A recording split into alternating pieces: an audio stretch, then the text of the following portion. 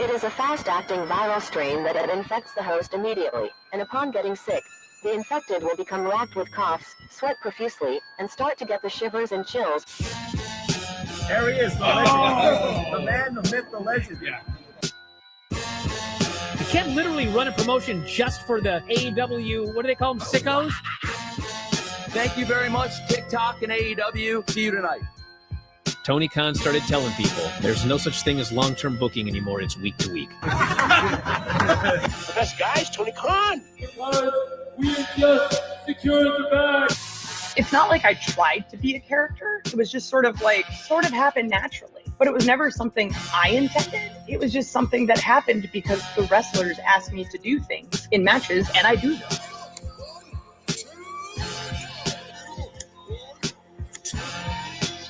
If you run a promotion just for the sickos, you're going to do 400,000 viewers eventually. Mother effing melts. You know that SmackDown actually went over and everything? Yeah. You know, What's the point? the point of SmackDown. What are you getting at here? That the DVRs didn't pick it up. Did they not pick it up? You know, mine didn't. Let's get into everybody's favorite moment, and it is called Dave Meltzer's Dumb Moment of the Week. What would you like to listen to in your ears? I'd like to hear the flute. Well, if you'd like to flaunt your flute, then we can find you a flautist. We just secured the bag. It doesn't help me. Okay, so complain, but I will complain. Let me have my misery. And when I heard that, I was like, what? Thank you, fuck you, bye, boom.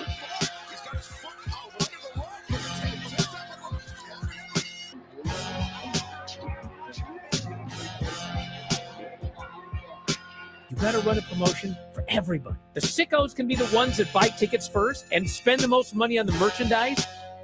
Because we just secured the bag. But, like, you got to promote for everybody. Then you'll have a lot of viewers. I think we proved a lot of so-called experts. We made them look like idiots. We're not going anywhere. Tony Khan's not going anywhere. You'll also be there on TNT. You'll be in 2 places at once. You'll be live like my favorite movie.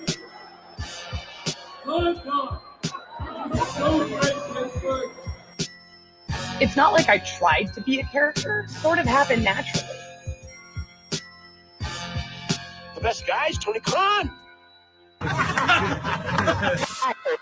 keep themselves safe.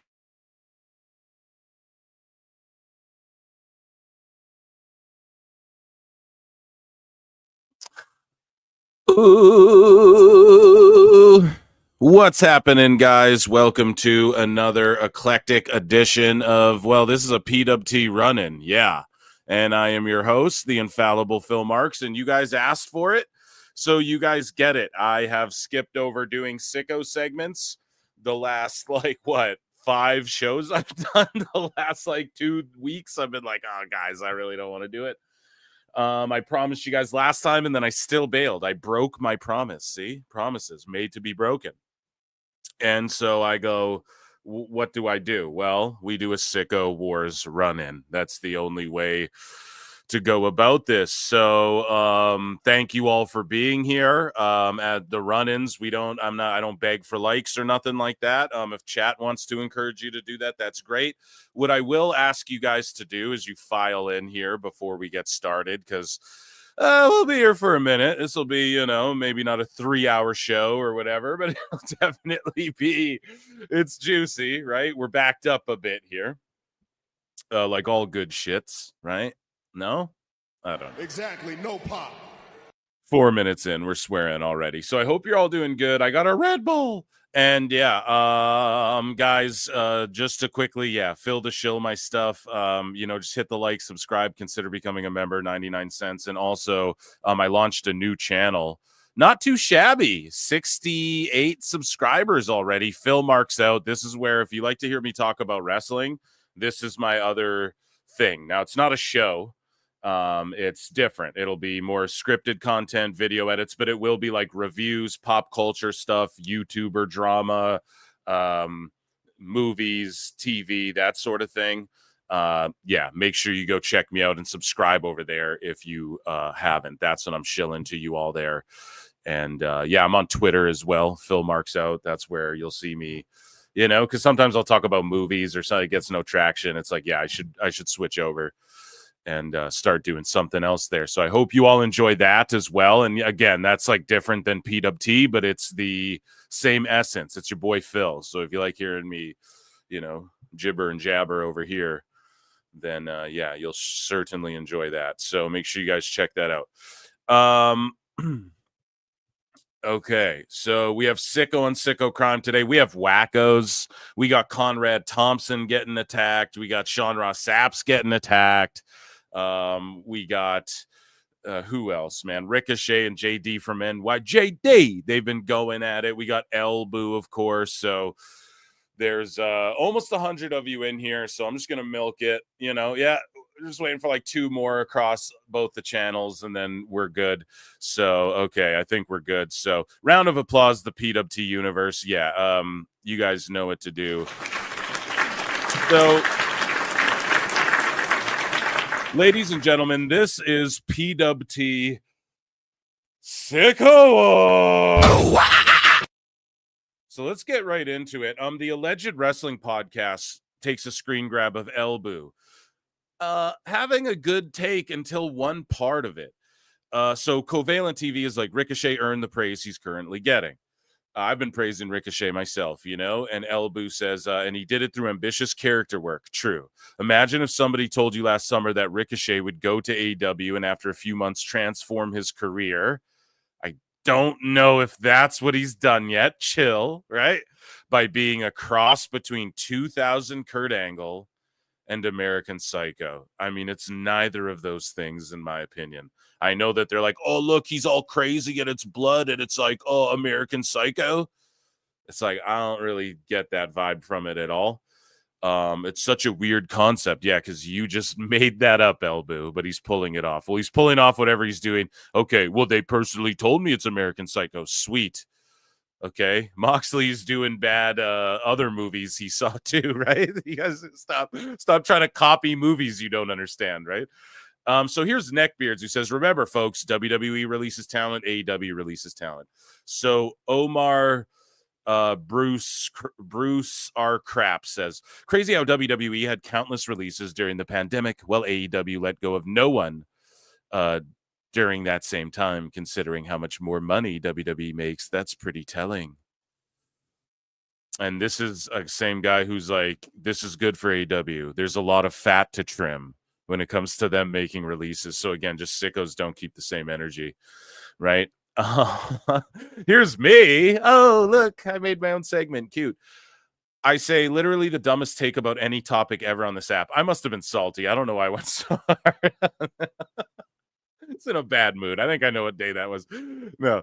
But WWE goes, CM Punk just called out John Cena on Raw. And then Trevor Dame goes, WWE has dethroned AEW as the promo promotion. What? Still a lot of ones there I don't like, but they have some heavy hitters and they're letting them go a bit more often. I'll take this over the timeless Tony goofball stuff any day. It's just funny how I went so hard on him, I think, just because like when was AEW the pro? There was a couple guys who could rip, so maybe at one point, maybe at one point, yeah, you could argue that. But like that hasn't been the case in a while. And then just shitting on Tony Storm, it's like, no, fuck you. So from Tiki, responds to Asuka, right? So we covered this before. This is from a while back, right? So Asuka was going at these like cage match sickos, and she's like, this is a really great match. And then this guy's like, nope, it was a boilerplate hard cam WWE slop. Real great women's wrestling is in Japan. Maybe if you work this match in Stardom, it could have been something special. Jesus Christ. These people are crazy, bro. Moving along here. So yeah, dude, Elboo and Fadeaway Media got into it, and they got into a little beef like a couple weeks back, a week and a half ago.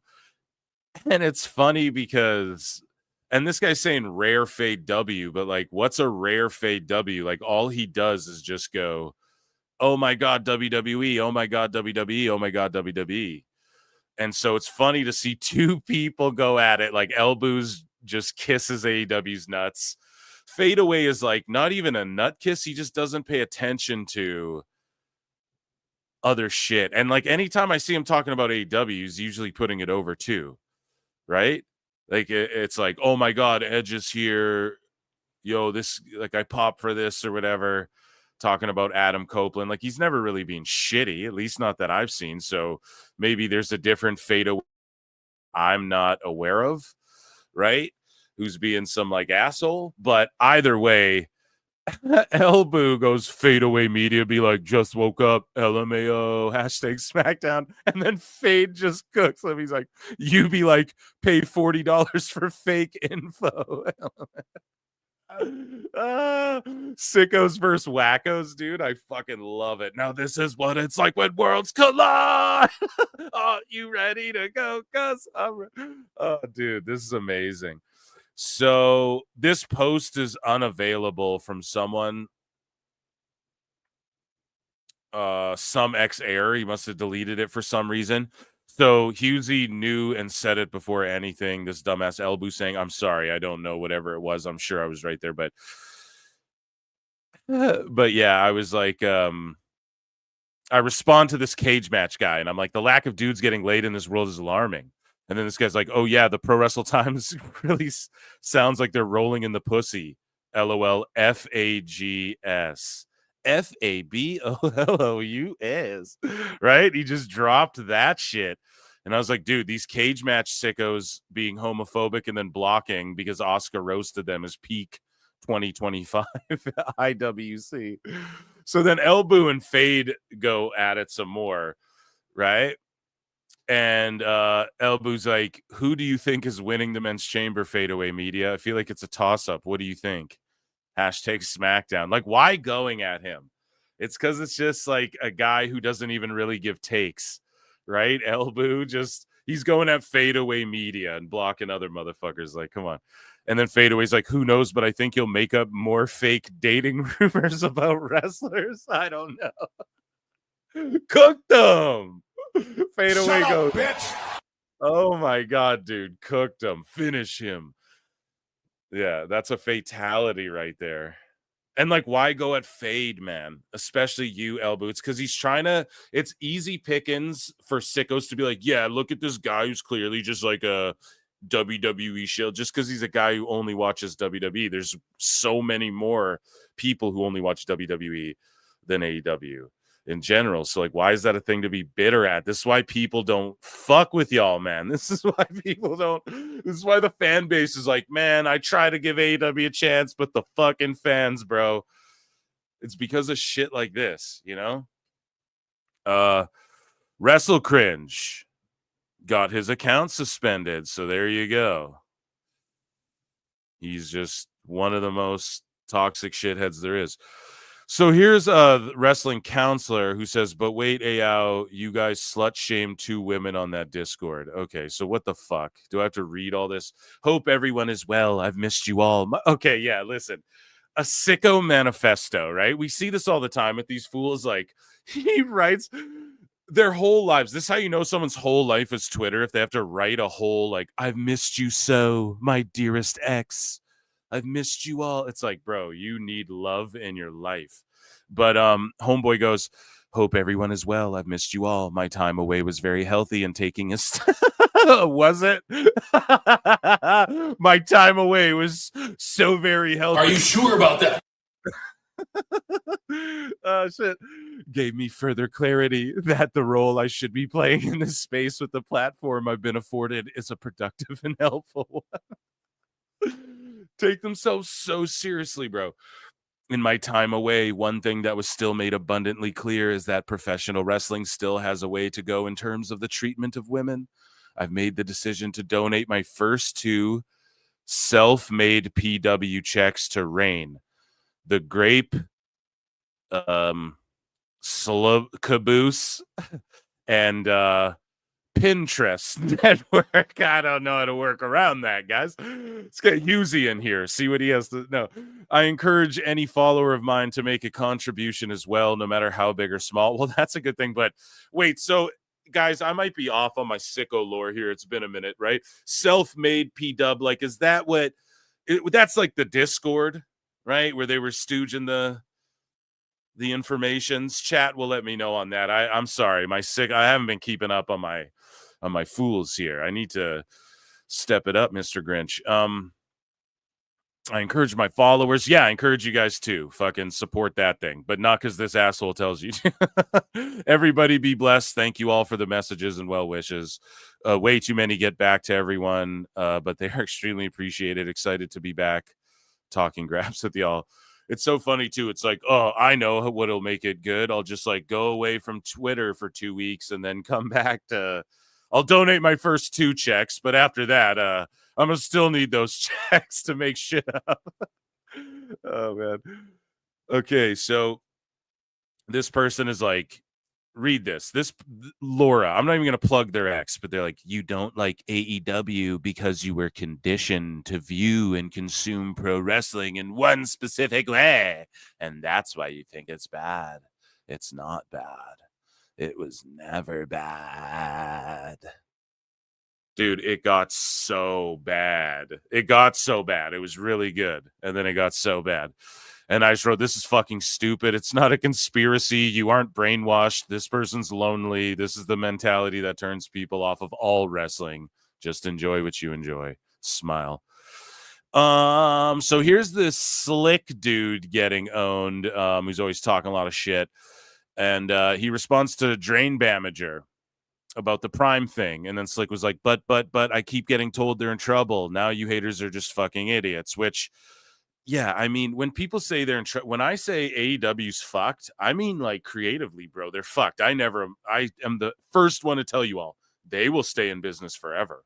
And I'm happy they will, you know, but it's when they're fucked, I mean, they're fucked like they TNA'd themselves. It doesn't matter what they do. There's no returning from some of the nonsense that's happened, you know? Hydrating. So, I don't know. This guy's like, it's still $49.99 add-on. And then Slick's like, no one said the price was changing yet.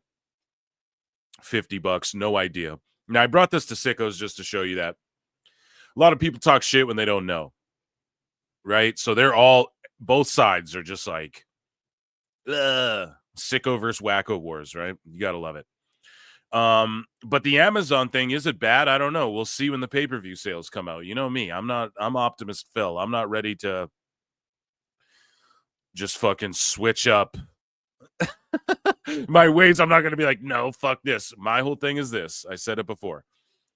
They're pushing Max so hard now. It's like, but go to Prime for our pay-per-views. All over the place. They need to reel it in. They need to rein it in. And it's silly that Max people can't just stream it for free or have it discounted or whatever. That seems like the smart thing to do, but they're really still trying to make money off pay-per-view. And what they did was they're always playing catch up, right? In AEW, not to go off into this, but like ESPN Plus, I told you guys about this with UFC. You guys know if you watch UFC, like you pay for ESPN Plus every month and then you still have to pay for the pay-per-view.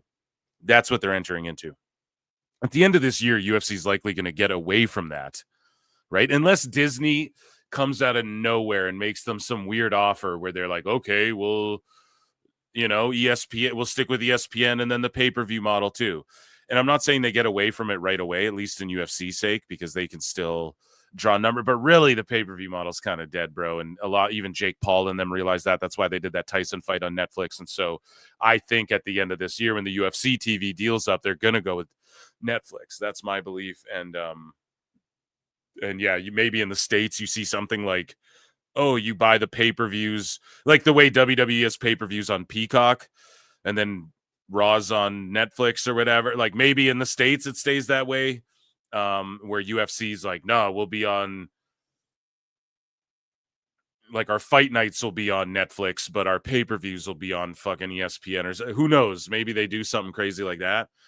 But I really think Netflix is where UFC is going to land as well. And it's just like the whole pay-per-view thing is just changing. So Tony Khan, again, he's kind of just doing something that seems outdated. I don't know. We'll see if it works out.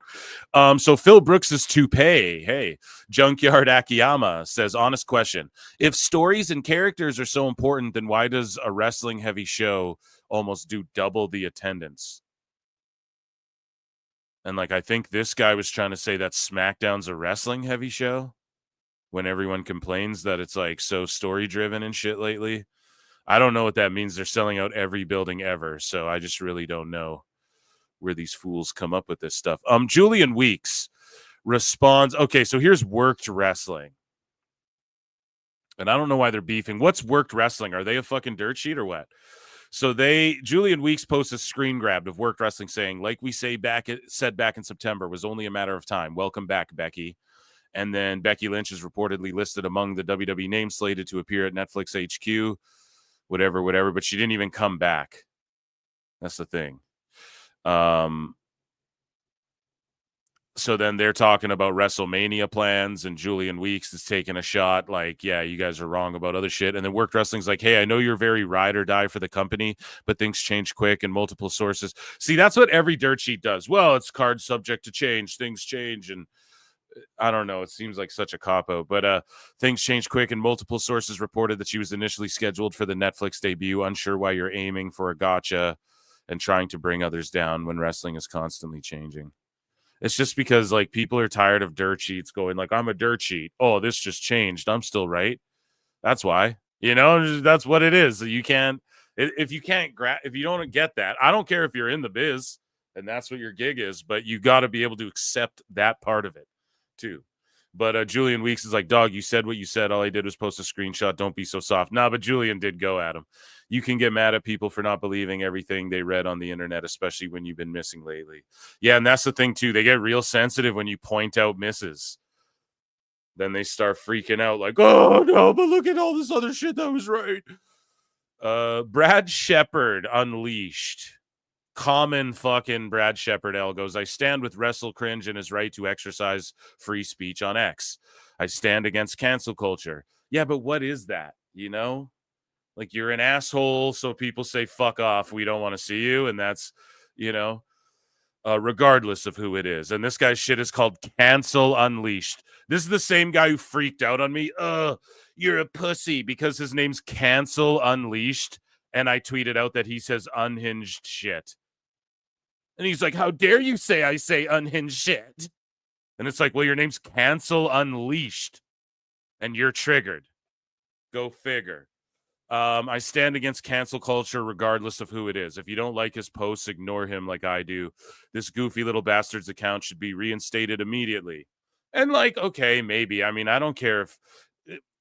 I don't even know what Wrestle Cringe did to... He's just such a fucking asshole that people don't like him. So I don't care if his account's banned one way or the other, because didn't he run off Twitter before too? Usually these people... It's always these guys who are like, stand up, you just like the Fed. And then it turns out they're always saying like homophobic, racialist, their accounts are getting banned. Everyone calls me an asshole. I ain't been banned yet. So I don't say dumb shit. And I don't go after people unless they come at me like a dickhead first. You know what I mean? It's pretty easy, right? It's like, it's anyone's fault that these people always push the limits and turn out to be scum of the earth. But Neckbeard's had a great response. He's like, freedom of speech doesn't mean freedom from consequences. Exactly. Right. It's not like, hey, everybody knows it's not like Elon's in there cleaning up Twitter and making it less, you know what I mean? Like you can say whatever the fuck on Twitter now again. Whereas before, it was way more stringent. So whatever he was saying or doing must have been egregious to where, I don't know. Of course, Brad's just going to try and be I'm going to say the opposite of the thing that should be, you know what I mean? And it's not about like sheep. Everyone should think this way. I just said it. I don't care if he's banned or not. I agree. We shouldn't cancel people. But what does that even really mean? People always do that. I'm canceled. Check out my Netflix special. I've made that joke a million times, but it's like, okay, what does that mean? So here is MJ from NJ saying, who in their right mind would ever take Pollock and Thurston and anything they report seriously at this point? These guys spend all their energy reporting on TKO and WWE and didn't even know when exactly TKO was reporting their earnings. Yeah, that's kind of funny. Let's take a listen. How do you think they reacted when they got their press release this morning that all Class A shareholders of TKO are being issued $75 million in dividends? Yes. 38 cents per share, as the stock hovering at $160 going into this earnings release on Thursday. The earnings is today, is it not? I thought it was Thursday. It is kind of funny, just considering, like. No, it's tonight. I was tweeting earlier. I don't know. I'll say this, though. There's like PLEs and shit where I'm like, oh, what's going to happen Saturday? And you guys are like, the fucking pay-per-views in 2 weeks.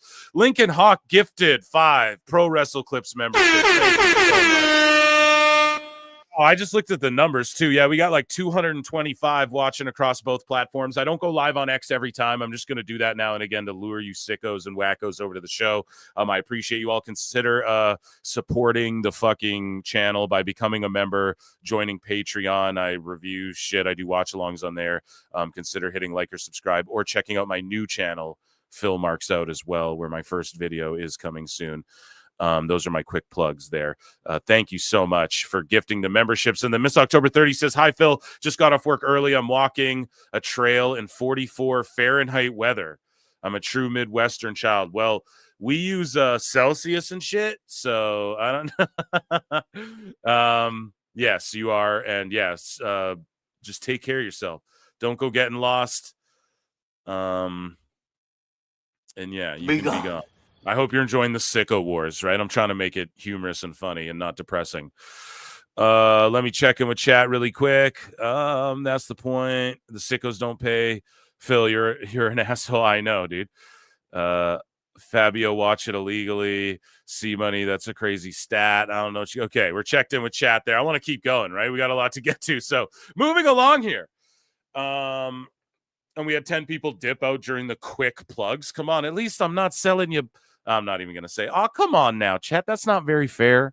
At least I'm not telling you to go to my website so you can save money on a bunch of stuff like trinkets and towels, monogram towels. Okay. So, yeah, I don't know. Thurston and fucking Pollock are just always being funny. So here's more fadeaway and Elbow going at it, man. And Elbow's like, creative. Clearly, you're very passionate about this, and you're not trying to win a Twitter battle. I'd love it if you pointed me towards your post, similarly calling out Conan and Steve Carrier. Why? Why do people have to call out Steve Carrier? He's a mentally insane fucking drunk dude who just spirals out of control. I believe, right? That's the ringside news guy. So just don't even, no one needs to comment on it. It speaks for itself. Calling out Conan, I mean, I don't know. I don't know exactly what they're talking about, but all I'm saying, dude, Conan, he fucking talks to folk. And I mean, if he's right, I mean, who knows? Who fucking knows? He never claimed to be a sheet either. He's just talking shit about what he's hearing. It's just a game of telephone. That's what it all is. Fadeaway goes, you harassed Britt Baker for some internet clout in your Discord. You not hard. You're 30 plus. You're too old for this. I'm trying to help you. Is Ibu 30 plus? I didn't know that. Samesies. Elbu goes, both of these claims are inaccurate, but I appreciate the overtures for help. I'll be okay. I do have to get back to work, though. But if me making fun of your posting style hurt your feelings, I apologize. I have no interest in a Twitter duel with you. Then why'd you start shit? See, this is what I mean. Oh, I don't want to have this duel with you. Then why did you talk shit about him?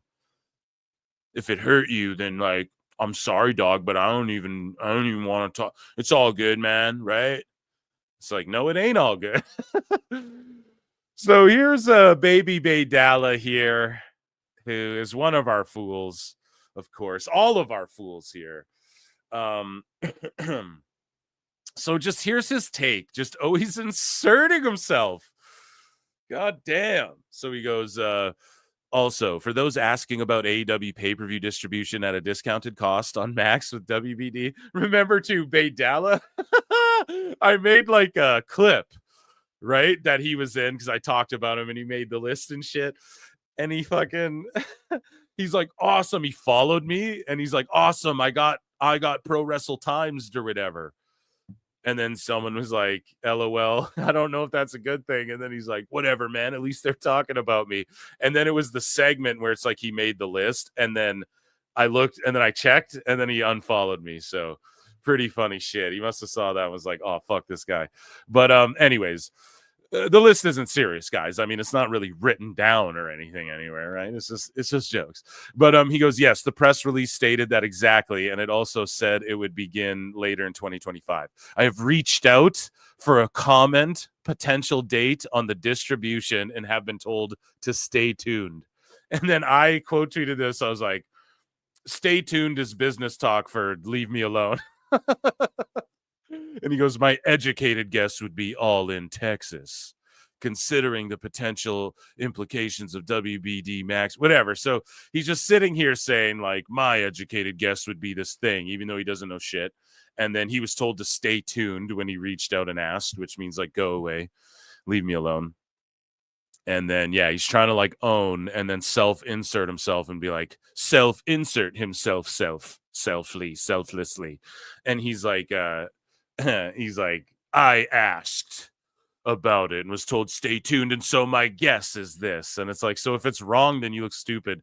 Why even fucking do that after saying you asked? If you didn't say you asked and you just gave a guess, it'd be whatever. But it's the fact you're trying to pitch it like, well, I'm talking to these guys, because he did that before. All my interactions with Tony Khan's are like, this is great. And yeah, that's how he made the list, was fucking inserting himself and then looking like an idiot after, or like stooging himself, whatever. Go back and watch past Sicko segments, you'll know. So Jordan Patu responds to the Tony Fumble chants saying, American wrestling crowds in a nutshell. Let's show how much we love this artist by actively refusing to earnestly engage with the art they're producing. Bunch of irony-pilled, tribalism-obsessed dorks. The irony is so sweet. Yeah, this Patu guy, Projection Patu, he just like projects weird shit and then he won't ever respond to anyone. So just don't give him the clout. It's like one of those drain damager dudes, you know? So his job is just like shill AEW, which is fine. Like if you don't get a kick out of Tony Fumbled, then like you're an idiot, because if he showed up in any company, that would be the chant. Like Ricky Starks is a fumble, period. So it's not irony-pilled, tribalism-obsessed dorks. You have wrestlers cutting promos. You have wrestlers in AEW wrestling cosplay Triple H's on the indies because they're still mad at Triple H about some shit from a year or two ago or whatever. You know what I mean? So no, don't project that. American wrestling fans, it's like, no, right? It's not American. Right? What about, I'm Canadian, right? What about me then? Well, you're in the Americas. Okay, now who's the dork, right? It's just like, shut up. This was so fucking cringe, bro. First off, because like, where are my short kings at in the chat, huh? Like, I'm pretty sure JD and Stephanie Vaquer are the same height. Just throwing that out there, right? No, but Vaquer's like the morning coffee. Welcome March, the month where the fire was made. And everyone's like, oh, picture. You know, everyone loves Steph. And then JD comes in and goes, I can make her a killer cup of coffee. Just saying. Oh, Stephanie, I fucked her. Oh, you know, it's like, bro, cringe.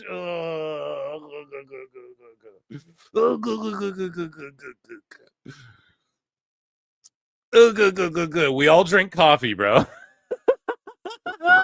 No, sorry, but that cringed me out, bro. I gotta be honest. Yeah, so here's stay tuned means don't talk to me in the business world. Yeah, I thought that was funny. So Wrestle Guru is, and this sucks because you know who's awesome? MMA Guru. He's amazing. And then the Wrestle Guru, the guy who jacked that name for the wrestling space, is an utter putz. And Wrestle Guru's like, how many stars of WWE fumbled over the past 10 years? And these N-words want to chant, Tony Khan fumbled for a miniature rock. A miniature rock. If Ricky Starks was AEW world champion, he'd never call him a miniature rock. Right? And again, this is how you know their reaction isn't genuine. Like,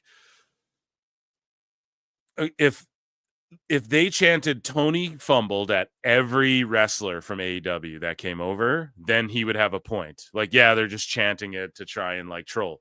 But it's not that. They don't chant that at Ethan Page. They don't. I pointed this out ad nauseum. They don't chant that to Penta. They don't chant that to fucking Lexus King. They chant that to Ricky Saints because, yo, I go back to this every time. When he did that mall show, I pointed it out. Tony saw the clip and saw the reaction. And that's what made him go, oh, fuck. Ricky can't go there. Because they're literally chanting. Like, he's so over. And they were mad. That crowd was mad at Tony Khan. There was people chanting fuck Tony Khan at hog wrestling shows on behalf of Starks. It has nothing to do with, oh, it's just tribalism, sicko. No, it's because he fucking fumbled. If Triple H had Ricky Starks, now he does. If he had him and then fumbled him the way Tony did and froze him and didn't use him and all that shit, and he went to AEW, it would be justified. Hunter Hearst Helmsley fumbled. Hunter fumbled. Tony would be in the crowd chanting that himself, right? And it would be justified because Ricky Saints is that fucking dude. Okay? So it's just Cope. Speaking of Cope and Ricky Saints hate, this guy's like, fuck this guy. It was zero surprise to him that he signed with WWE. Yeah. Yeah, it fucking... Listen, yes, it was. Okay, Tony had him frozen. Defy booked him to beat Kenta because Kenta was leaving to Noah. Ricky got the Defy belt because Tony okayed him to work there. Then Tony fucking released him out of nowhere. Right? Just said, okay, fuck it. We're not freezing him. Boom. He just took the chance. He wasn't going to let another day pass and let his career dry up and lose the opportunity to go to WWE. So he fucking signed with them and then vacated the belt. It had nothing to do with, like, he knew he's going to WWE. No, he fucking didn't, or he wouldn't have won this Defy belt. I guarantee you. Defy wouldn't have, they would have booked him, but they wouldn't have had him win the belt from Kenta, who's also leaving the Fed. Is it fuck Kenta too? Because he went to Noah, you little bitch. Anyway, sorry, I'm going off now. And yet he still went in and won the title. Yeah, they asked him to do that because Kenta was leaving to Noah. God damn, I hate how these marks are the ones too who will be like, American wrestling. I guarantee this guy's one of these fucking Japanese wrestling, bro. And he doesn't know Kenta went to Noah, bro, or wherever the fuck he went back to, Japan. Jesus Christ.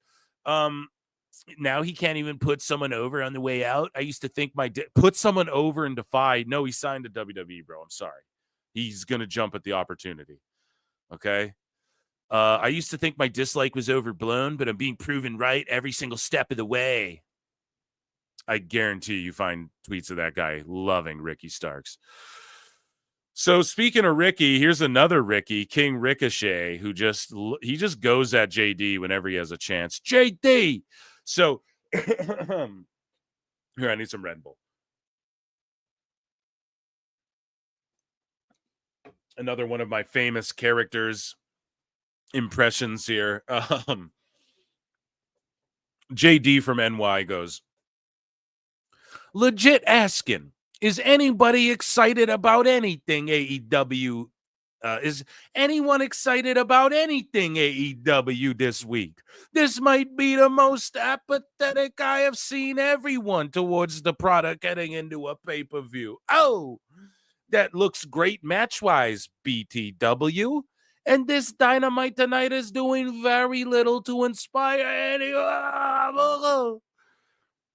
Noah Gilbert's like, Revolution is one of the most stacked cards in AEW history, featuring some of AEW's best feuds they've ever had. And this loudmouth idiot is complaining about apathy. It's just shit talk when you're like, it's the most stacked in history, the best feuds. No, because you always blow shit out of proportion. All the Sickos do. Tony Khan does it. Dave does it. It's always blown out of proportion.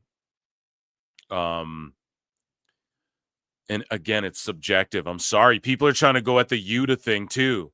The seeds have been planted. It's brilliant. It's actually really good. No, dude. No, none of that. It's just shit happening. Yuta got beat up. He's always been the whipping boy. Where's the motive?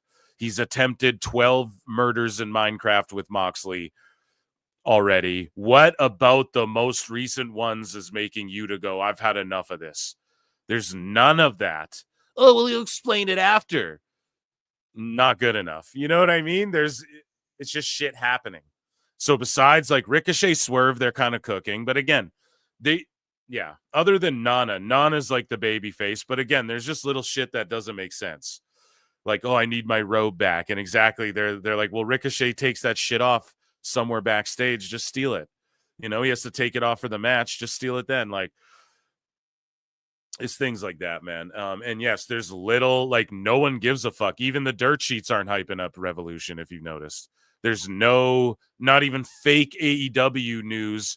Oh, the fake AEW news always comes out whenever they're doing something. No, there's none of that even. No one gives a fuck. The dirt sheets are still. Sean Ross Sapp, we're going to get into it, took like a little mental health break or something.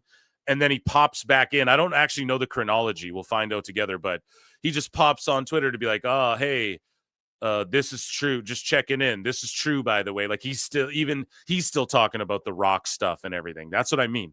The focus is all on like the Rock and all this shit. Still, like no one's hyped for this pay-per-view.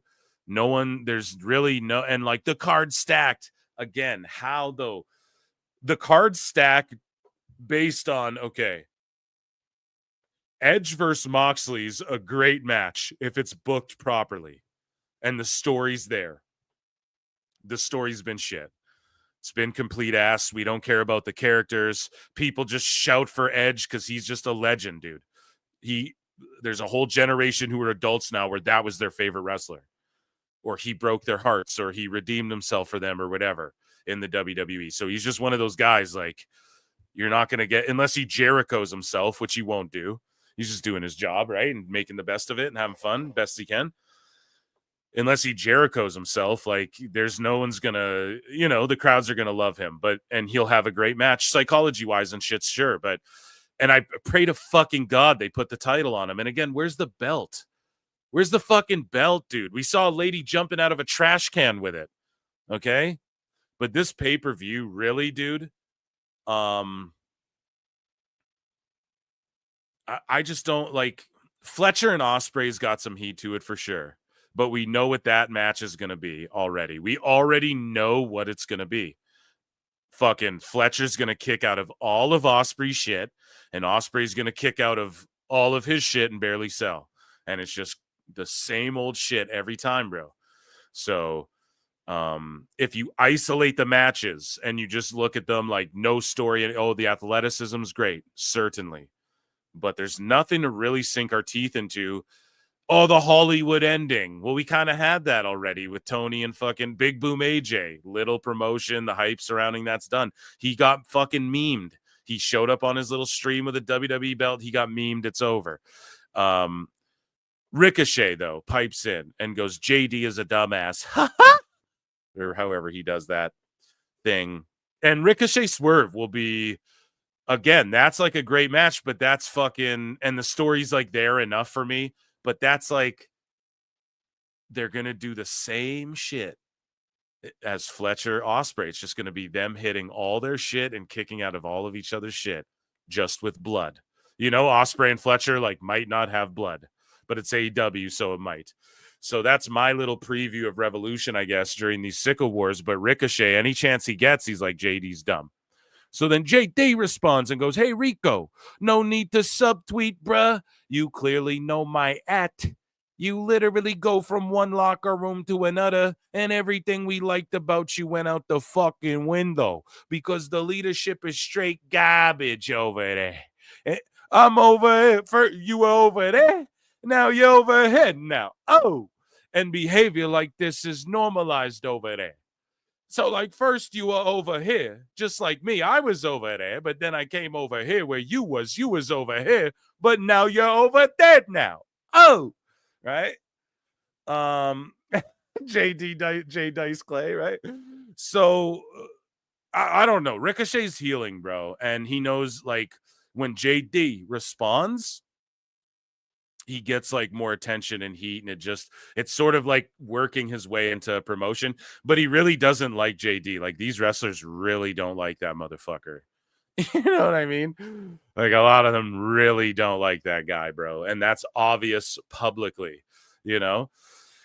So here we go, man. We got lots. We're trudging through it. I told you guys, it's a crazy Friday afternoon, evening, depending where you are in the world.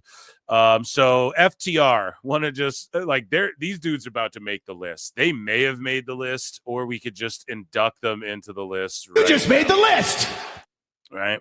And I'm checking with chat in a second. They go, I had the most unusual and awkward experience on a podcast this morning. I was invited to share my passion for AEW and provide my thoughts on the company's current trajectory. Having had prior interactions with 3 of the podcast's creators, I felt at ease sharing my opinions. However, 30 minutes into the discussion, Rick commented that my passion was overly enthusiastic, which struck me as an odd remark. Maybe that is odd. I'd have to hear it, actually. I'd love if someone has a clip of this. I didn't even know that these Follow the Revolution guys did pods or whatever. So I'll have this fucking guy in my pod. That'd be hilarious. But I'd sniff it out. If it's phony, I'll fucking call it out. But I'd have to actually see a clip. So another participant noted that my views sounded like those of a habitual critic of other wrestling companies. So, yeah, well, if you're just regurgitating, parroting other people's shit and you don't got those hot takes, bro, people snooze on that and they go, nah, you don't. And it's not even about having hot takes, but at least try and think for yourself, like be consistent in what you stand for. If it's just parroting someone else to a T, maybe parallel thinking and you guys have similar, you're like-minded to a point, but sometimes you can be like-minded with people to a fault. Like that's how fucking cults can get formed and shit too, to some degree, right? Like you have somebody who you're like-minded and then they convince you. Yeah, I mean, there's numerous. So I was going to give you like an MMA example, but that'll get into a whole other thing. Let's just focus on this. It seems that my appreciation for AEW is deemed bothersome. I mean, yeah, that could be shitty. If they ask you to come on and give your take and then they just start shitting all over you, that's shitty. The experience was a waste of time and embarrassing. This is the most pathetic interaction I've ever been a part of, being a content creator for 5 long years. I'd have to hear it. I'd love to know. Someone sleuth, figure out what this was. I want to listen and discern now, because that's awesome. I would love to know, like, were they just shitty to him, or did he go in and completely just stink out the joint with bullshit and they were like, no, dude, that'd be awesome. Neckbeards again. He's in this fucking a real wacko, this Neckbeards. A real sicko. Yeah. He goes $14.99, please. So as per Backstage Pass, Dr. Chris Featherstone, former WWE champion Drew McIntyre, is penciled in to win the chamber match this Saturday. The men's elimination chamber match will feature John Cena, CM Punk, Logan Paul, Rollins, and Damian Priest, aside from the Scotsman. So Featherstone, he kind of took a bit of a hiatus too. Yeah, he's had a lot of misses. We've covered his hits here on the show, and we've covered his many misses since. Chris, if you're listening, brother, I hope you don't, because he kind of went, like, I got him scheduled in PWT, right? And I was gonna ask him. I was gonna talk to him about the culture of like the dirt sheet and everything. Yeah, brother, if you're listening, like, still come do the show. You know what I mean? I hope you're not like just gone entirely from socials or what's up. I don't know if he privated his account or what, but yeah. What's up with that, you know? It ain't a gotcha, but it's a fucking public miss, you know? We can just talk about it and it'll just be card subject to change, but we can talk about like the culture. Like, you understand why people get upset with this stuff? You know, I'd love to ask one of these guys this shit, you know? But so Carmella, we covered it on the last live show. Husey went completely off on Carmella. And so basically what happened was these clips from a podcast came out. She spoke her truth. Whoever the podcast person was, I guess, clipped it all up, like her real spicy takes, and sort of made it look like she was trashing WWE a bit. And then people ran with it. She even retweeted it or posted it herself. I'm not even sure. And then she sort of walked it back. Carmella was like, well, I didn't say this, or I didn't mean that, or whatever. And then Jobber, and I'm checking it with chat, I promise. Jobber goes, sorry, Carmella, I'm a huge fan, but you lose all credibility when you say things like this. WWE's shown that having a baby doesn't derail a career at all. Look at Becky, Alexa. The truth is WWE had passed you by with all the new young talent. You became expendable. Now, Jobber's going hard in the paint, but I mean, yes.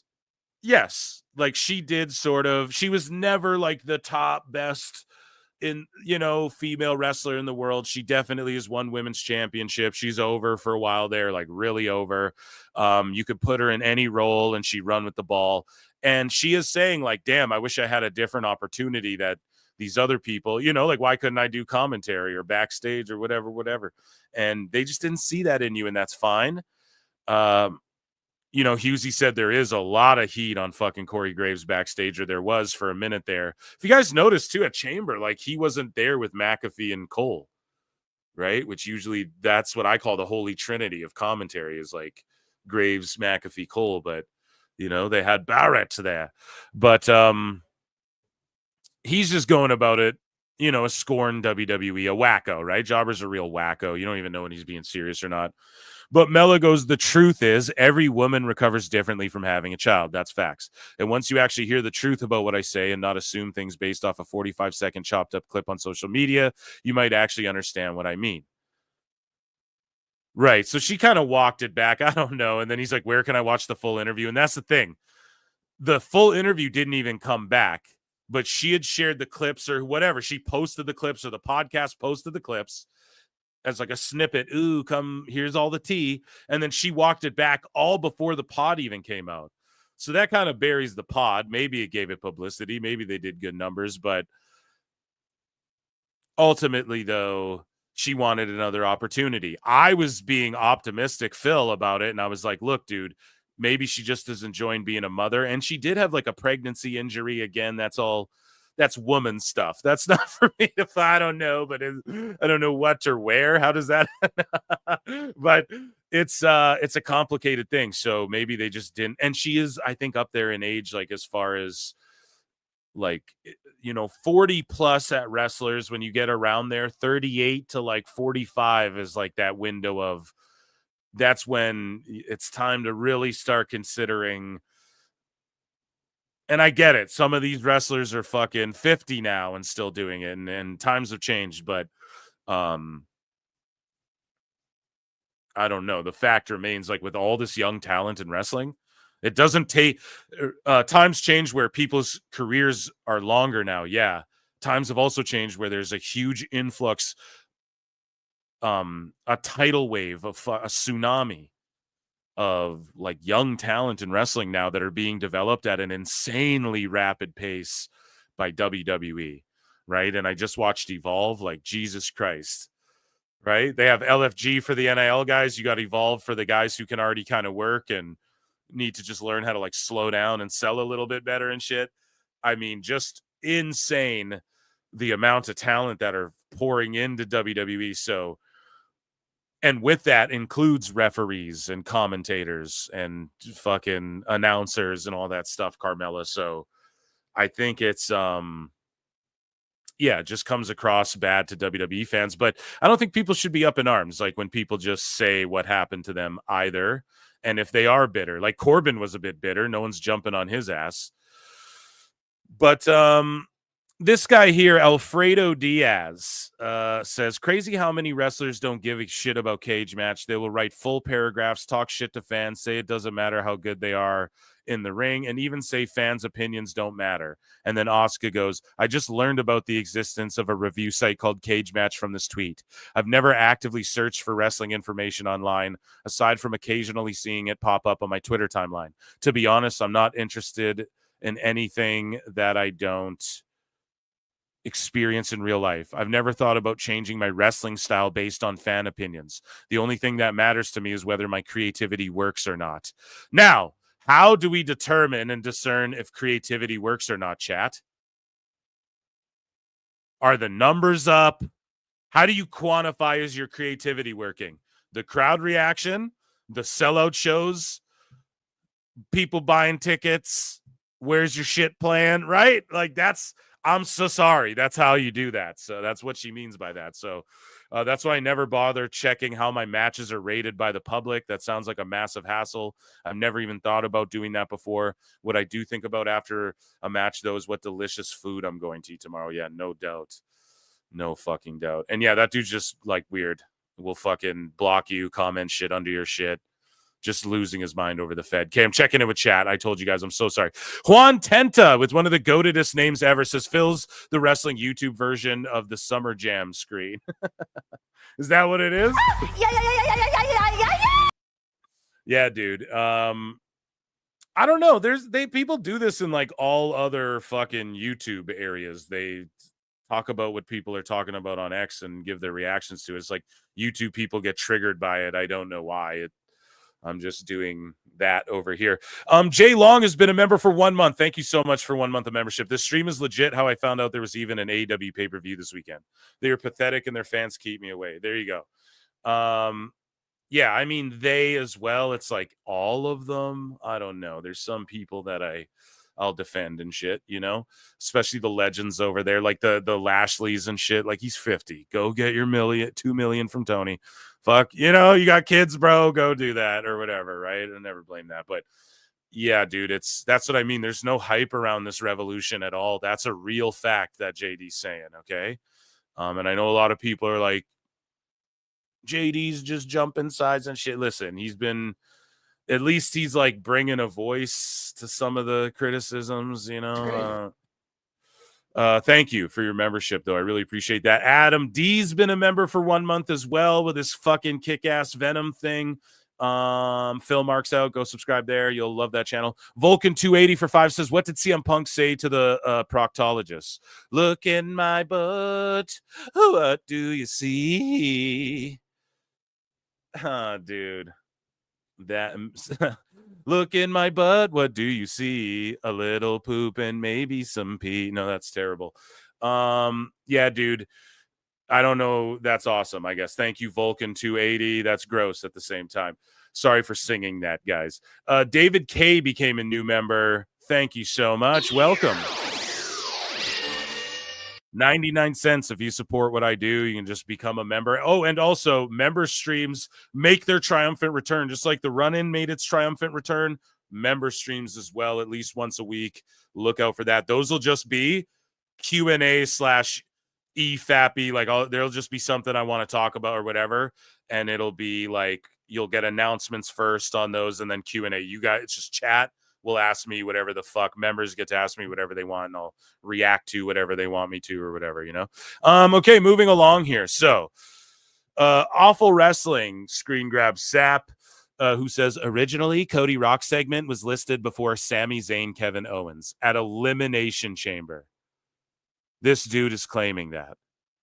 There's no fucking way. All these sheets got worked, okay? Meltzer and all them got worked like fucking idiots. This is all planned so far in advance, okay? And they just won't admit it.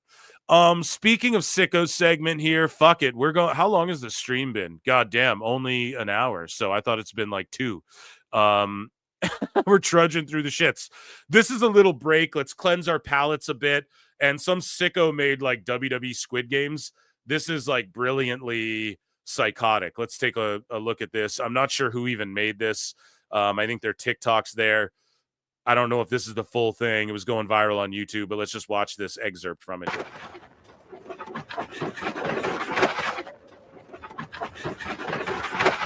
Yeah!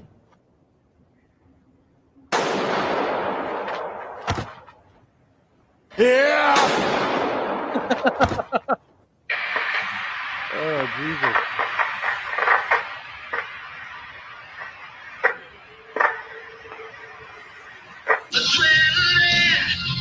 Every thought out of control.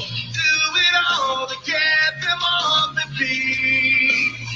Is this AI? I wonder. What did y'all think of Squid Game? Season 1 was banging. Season 2's it's a true part 2, but there is a couple things that where I'm like, God damn, this is a little loosey-goosey.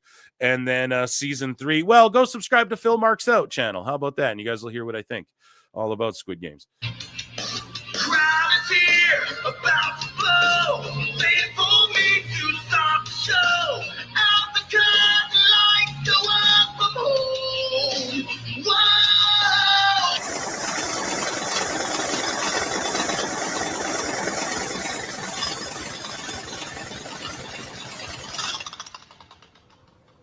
He can't help himself. He woe-ohs and gets destroyed.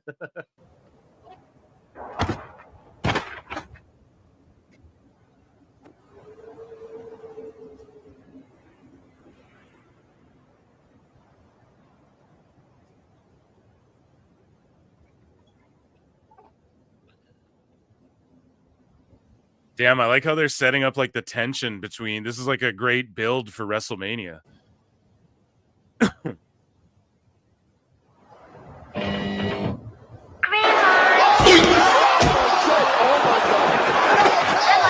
Somebody separate these two! It's all about hatred between Seth Rollins and Ray.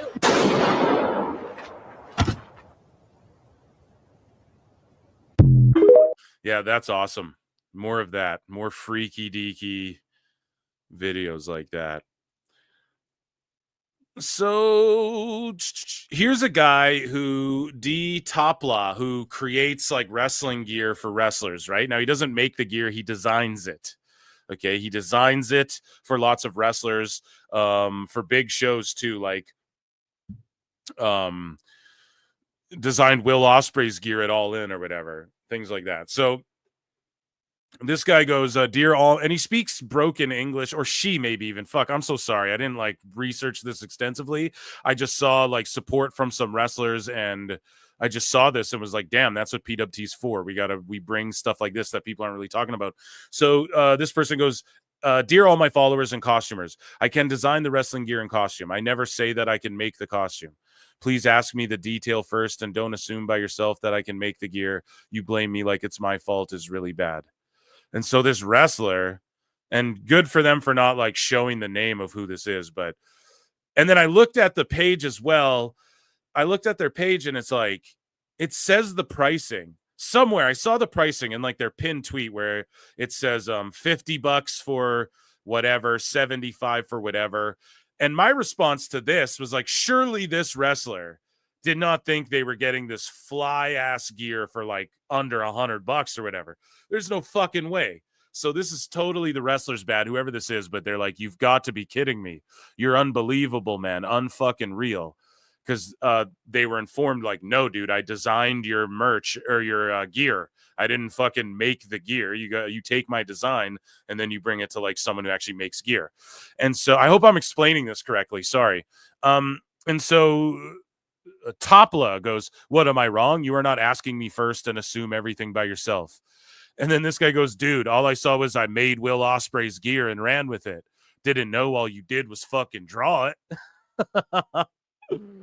And then he goes, oh yeah, so here's the original message. Hello, let me inform you that I cannot do only design part, or that I can do only design part. I cannot make it.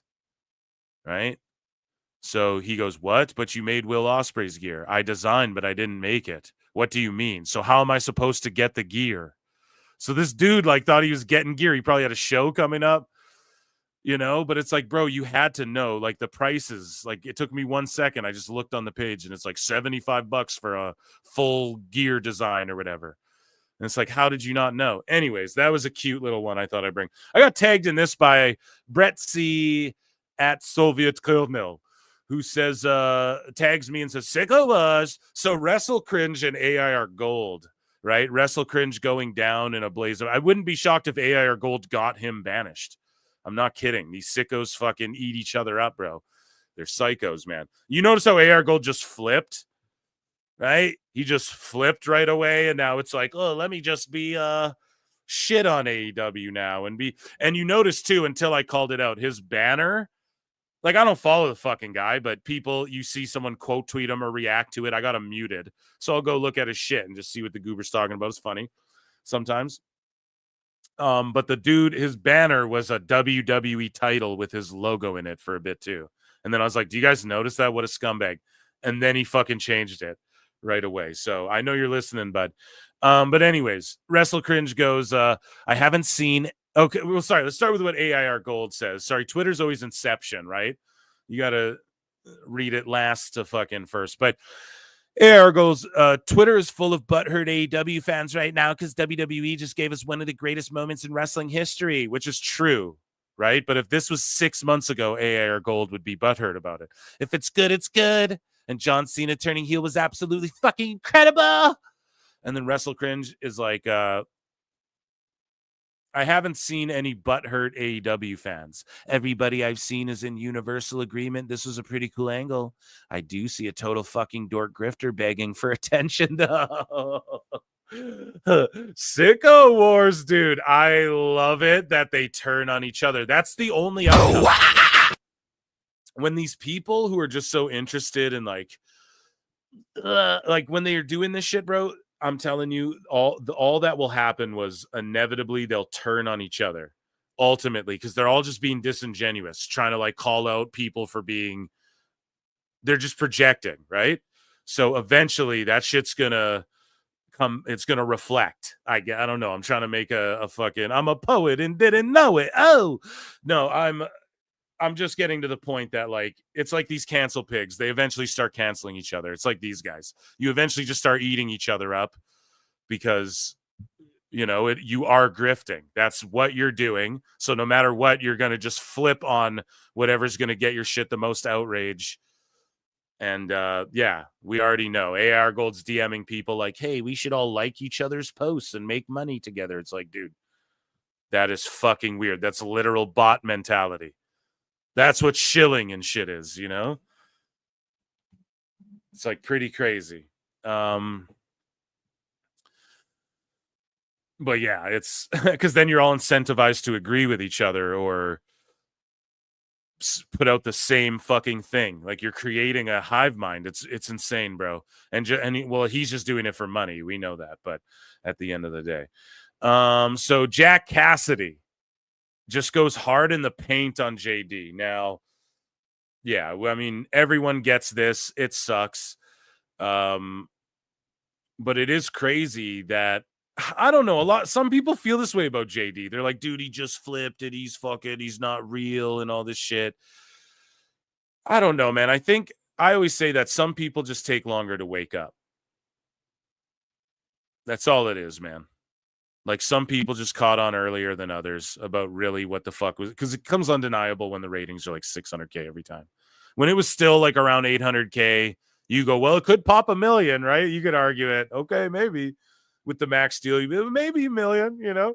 But when it's like they're throwing up 610s and shit, they're doing their lowest rated dynamites. We'll talk about that on tomorrow's live show. By the way, yeah, I'm not going live for Revolution Sunday. I'm just going to do my regular, you guys voted, regular PWT live show Saturday, tomorrow night. Yeah, so hope you guys enjoy that. And then Sunday, I'll just do a review show for Revolution, and I'll drop a pod, okay, with someone really cool. I'll get a really cool guest. But anyways, so JD from NY goes, hey, guys, did you know it's a mental illness? Nobody will convince me otherwise. And so Jack Cassidy says, WWE Triple H dick sucker. Tony Storm killed John Cena heel turn hype. How? What the fuck are you? Don't bring Tony. Don't bring the timeless one into this, you asshole. Why is everyone bringing Tony into their bitch fits? Leave her the fuck out of this, okay? She didn't do nothing to you guys but try her ass off and give you at least something to watch on fucking AEW programming, okay? If you're a fucking sicko. Something you can convince people is actually good, you know? She's giving you at least something. Don't fucking bring her into this now. Tony Storm greater than Mania John Cena heel turn. Yeah, I don't know, man. People are just fucking going insane lately. Do you guys notice it? It's really... if it's TNA and then WWE or if you go at Meltzer, people are just fucking blah, like they're going insane right now. The pushback is gnarly. Oscar says, I've never heard of IWC before. Usually when people say IWC, they mean International Watch Company, right? Their watches are really cool. Fucking pop me. So here is Sean Ross Sapp saying, if anyone wants to apologize for being rude when I said there was no plan after him coming out and throwing up a bunch of fingers after Bad Blood, I forgive very easily. You fucked up! You fucked up! You fucked up! Yeah. Boom. He deleted that tweet too, I think. Pat McAfee recently revealed on his IG story that someone has been targeting him and sending sick threats to him and his 1-year-old daughter following the Elimination Chamber controversy. Bro, chat right now, good energies and prayers up to Pat McAfee and his family, or whatever you call it, whatever you do. Send that fucking good vibrations over to Pat and his family right now. Fuck, you guys. This is too much. Okay. And if this guy, so listen to what this guy says. I read this before. So Pat goes, good morning, beautiful people. Standard Wednesday over here. Just some random wish of death upon me and my daughter in Minecraft. Hope you all have a great day. And B.A. Charles goes, you're fucking pathetic, punter, dickless, anytime, anywhere, pussy. Sack up for once. Name it, I'll be there, bitch. And then posts a picture of McAfee and his daughter that McAfee posted, rather, like replies to it in the story and goes, I hope, oh my God, Chad, I can't even repeat this. He goes, I hope that little brat effing perishes, dude. See, this is where it's like, this is why I make fun of these sickos, man. They need to be exposed for shit like this, bro. This is crazy. And then the FAGG word, right? The what's the Pokemon Pidgeot, but like there's no way to work around that one on YouTube, right? If you want to shit on free speech, you better be ready to DIE, you pathetic. Here's the thing, man. If that guy's Canadian, that's crazy as well, and incredibly ironic, but that's too far to take it for someone having an opinion too, dude. Do you know what I mean? Like, why are you so triggered at his opinion then if you think everyone should have their own opinion? That's where people just get too emotional, and you can tell where emotions override, and that's what happens to people these days, because everywhere we look, we're being stimulated, and like people are trying to like make us sad with a reel or make us like shocked or da-da-da. It's all just, it's like engagement, even if it's super happy stuff, right? It's just to get you to engage. It evokes emotion. Look at my shit. It's in all caps, and it's like, Sicko Wars, they're being attacked. Fucking click now. The world's end. Even I and don't hate the player. Hate the game, baby. Hate the game, right? I'm on YouTube competing with everybody else. Don't hate me for it, right? Everybody else doing it. But same with this, right? An alert. Pat McAfee, da-da-da. Like, even the emojis, they're designed. We see logos and shit. It triggers something in our brain. All of that stuff. So, ultimately, we got to remember, don't get too emotional and let that override your sensibilities, is the point I'm getting, like this fellow did here, right? Because I'm sure he's going to wish he'd take that shit back. And I'm sure McAfee's got some pretty solid lawyers if that dude's really trying to take shit there.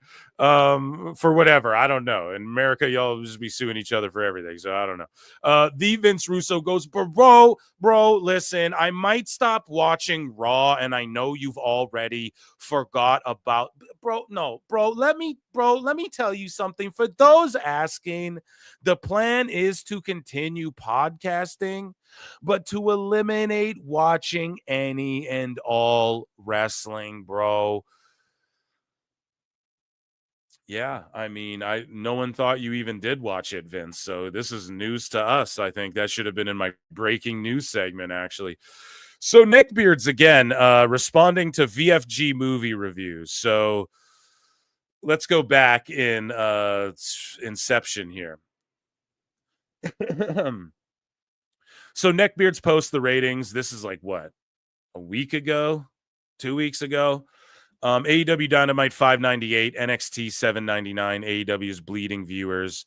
And then VFG Movie Reviews says this metric doesn't mean anything. And then he responds with, but NXT still getting kicked in the dick on a regular basis by Dynamite in 22. And then Neckbeards responds and goes, ratings used to mean something to you before. What changed? So there you go. He fucking found where, AEW's winning. And so good for me, not for thee. And that's the mentality that makes people hyper focus on the ratings, because that's what AEW fans did when they were whooping NXT's ass. I know, because I was there and a part of it. Didn't have PWT at the time. But, in 22, yeah, I believe or 21, whichever fucking year it was, either way, it's a year of separation. But I can't remember when I started the PWT Twitter, and then it sat dormant for like a year. So I remember thinking of the name very first, whatever. I'm not going to give you the whole history, but when I started like interacting in the IWC was like, if you go back to early PWTs, like I was sort of like on the line of, I was like, when we started this pod, I was so excited about AEW, but fuck, man, it's really, they need to watch out for this and that. That's how like the show started, So, but I remember like going into, we're starting the show. It was like, I love AEW so much, and WWE's cooking again finally for the last few years. Like, I need to get into this, So, and just having long conversations and DMs and then going like, well, why don't I record these shits? Like, that's how it all started. But yeah, anyways, though, to fast forward to now, exactly. The ratings are hyper focused on because Meltzer did, Tony Khan did, and I know because I was a fucking sicko in the midst of it, dude. Still a sicko. I'm watching every fucking Dynamite, dude. I'm going to buy fucking Revolution, even though I'm not doing a stream, and I'm going to fucking watch it and make my wife sit through it. It's going to be terrible. So Sapp deleted this. We covered that, where he's like, if you want to apologize now. No, hopefully the pay-per-view's good. I'm not sure, but there's a lot of matches. I put out a tweet that was like, what 4 to 5 matches would you take off the PLE or the pay-per-view and why? So anyways, though, Alvarez posts NXT 654, and then Drain Bamager. This is back in 2021, going 0.15 in the demo, whatever. Yikes, this is horrible for a go-home show. NXT is truly dead. Well, in AEW news, Dynamite did a 0.13 in the demo, bruv. And they did their lowest demo of all time because more are switching to WWE, I think, right now. And now the people watching AEW still, I think it's going to do, because they're always playing catch up. It's going to do what WWE did. So for a long time, it was like the young folks were watching WWE, and then it skewed like really old. And now it's turning back to like moms and kids. Okay. Dave's so hung up on these demos that Netflix and shit are looking at other demos. Moms and kids and shit are watching wrestling again. Okay. Like WWE. So with AEW, it's going to start skewing to the older folk watch it, like Meltzer and shit. The people who are like turning 40 and like in their mid 30s and shit, who were, and maybe even older than that, 45, 50, who were like marking out for that internet era of the Young Bucks and Omega and all that. That's going to skew older now. You're going to see that. And because just WWE's popping right now. But anyways, it just is, But yeah, NXT is truly dead. This guy said about a 0.15 in the demo. Bamager, where's that same energy for their lowest key demo, 0.13? So Dynamite's dead. According to Drain Bamager, no one let him forget that. Dynamite's officially dead. Fucking Undertaker gong in the grave. Okay.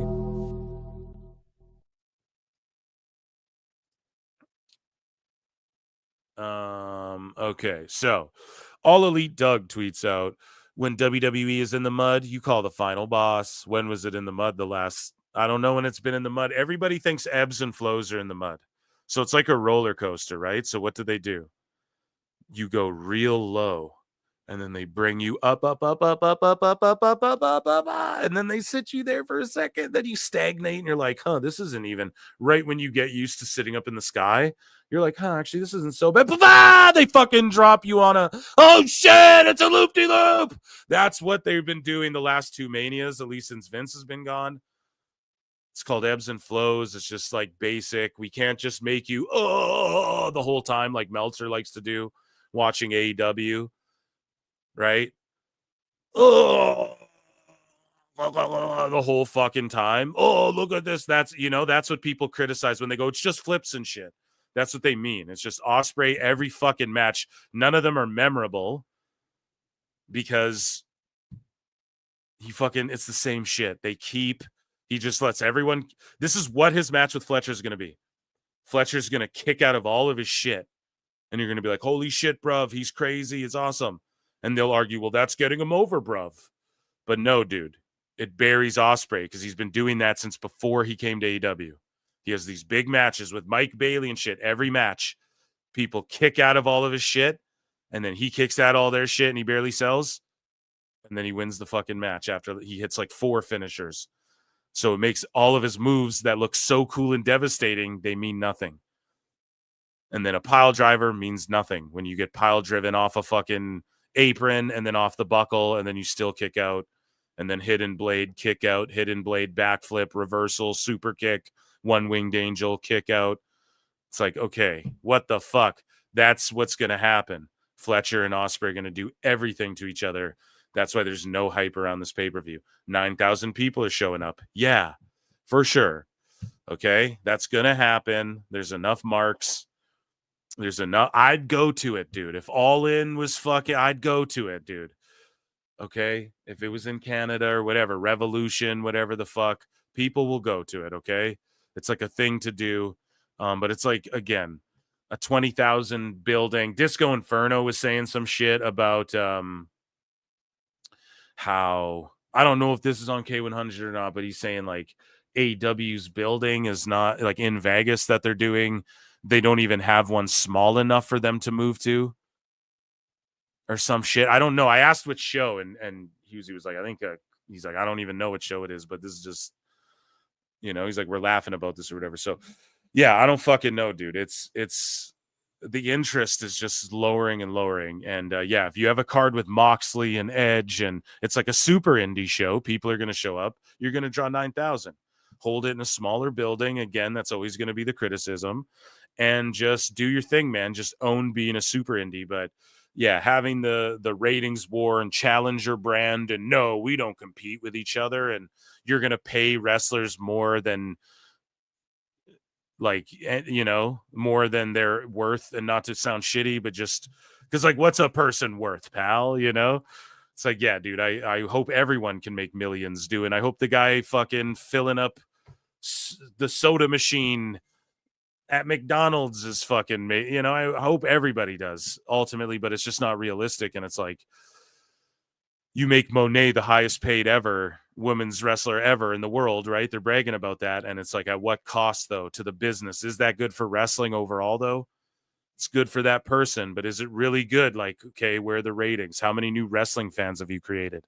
Or have you just made new WWE fans? It's like AEW's there to show people how really good WWE is sometimes. That's how it feels. It's like if Mel Brooks made a fucking wrestling federation. Anyways, I'm going off into the weeds here, and getting all philosophical, but this guy goes break in case of emergency ass booking. And then this guy's like, but business is white hot. Eventually these fans will wake up and stop paying for this mid crap. No, dude, you're not awake yet. I don't shit on people who are going to go pay to see an AEW show.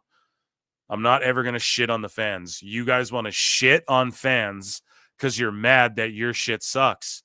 Instead of going, instead of just accepting, I like this shitty thing. Right? It's like walking into a fucking Pokemon convention and being like, yeah, dude, but Digimon. Dude, I got Digimon cards. And everyone's like, well, I mean, that show's cool, I guess, and it's okay that you like it, but like, fuck out of here, nerd. The Pokemon fans are like, what the fuck is Agumon or whatever, right? They're like, yo, get out of here with that shit, bro. That's stupid. And you just have to objectively admit, like, yeah, Digimon's dumber than fucking Pokemon, right? The whole concept of it's stupider, right? Dumb and dumber. And like, okay, I'm into this niche thing. It's still sold a lot, sure. Yeah, I mean, there's fucking right. They still make Digimon movies or whatever, right? Because fucking there's enough people will buy them, right? There's enough people will go to an AEW show or watch it on TV, right? But in this day and age, but we can't shit on fans and call the fans dumb and poor and then go the ratings and when it suits you and then go, oh, ratings don't matter when it doesn't suit you, right? That's what we can't do. And so that's what they all insist on doing. And again, I just try to point out why people hyperfixate. You guys know I don't even fucking fully the ratings. I cover them because everyone wants to know. But yeah, it's just I don't like harp on when people get into the weeds with the 0.0. Even Raj and people I like, I go, okay, we get it. Like fucking whatever. It's all semantics at this point, but. Yeah, you just can't have your cake and eat it too, I guess is what I'm getting at. Because again, we've covered earlier in this very long Sicko War segment, we're pick and choosing. Good for me, not for thee. It's the oldest saying for AW fans, sickos anyways. But yeah, All Elite Doug too. His name's All Elite Doug. So he's lost in the sauce, bro. Like he can't now change it to like Federation Doug, Federales Doug, He can't do that shit because it'll look really bad. And that's why a lot of these people are doubling down as well. You'll notice. And then I said something there, but I just said a lot now. So fuck what I said. Elboo says people used to say AEW doesn't tell stories. Yeah, you don't get to like start to tell a story for 4 weeks and then start bragging about people say AEW doesn't tell because they didn't, bro. They didn't for a long time. The last really good one, the one that stands out to me was like Kenny and Hangman, that whole like tag, they were a tag and then they fuck it. Like that was really good shit, pal. The CM Punk stuff was sort of a blur because it was so muddied and you just knew shit was gone awry backstage. And it was just like Punk was doing good shit, but then like around him, there was just nonsense happening. And it was starting to really go downhill. And even then, like Punk was cooking. We were calling it out. Like Punk is cooking, but the rest of this, like, I don't know. It seems like everyone's just doing their own thing. And so now it's a little more cohesive, right? But you can't start flexing. Now they're taking victory laps. It's like the Bucks taking arms in the air in an empty building. Yeah, we kicked Punk out of the company. The company's been fucking trending downwards ever since. Right? And Elboo's taking a victory lap because why? 1 month of good shows. And even then you could pick shit apart in some of them realistically. Like I'm a sicko, so I'm like, okay, I'll give them a month. But realistically, there's all that Death Rider shit is still going on. That's terrible. That no one wants to watch. That doesn't make sense. Like Yuta and Moxley, that shit doesn't make sense. I don't care what anybody says. They have not done one thing to show us that why Yuta would all of a sudden switch up now. Where did Moxley attack someone that was closer to Yuta? Was it because he attacked a woman? It went too far. Like, what about it? Yuta's just done being the whipping boy. Why? They whipping boyed him into the crew. Like, that's what he wanted. They weren't treating him like a whipping boy, right? And then they fucking treated him like a whipping. They're like slapping him around. And then he starts doing some of the worst sadistry out of all of the fucking people in the group is what the concept they're trying to get over. And he's progressively getting more and more emo with his greasy long hair. And then they fucking, all of a sudden, he's just getting into it with Mox. Why? Because Mox is going to lose the belt, take a break. Yuta's going to just go back to doing mid-card shit. Claudio will be nowhere to be found. That's all that's fucking going to happen. Megan Bain is going to beat Marina Shafir. This shit's going to be done. No rhyme or reason. We'll see Mox back trying to be a babyface next time we see him. I'm here to save AEW again, but like as a good guy. I swear this time.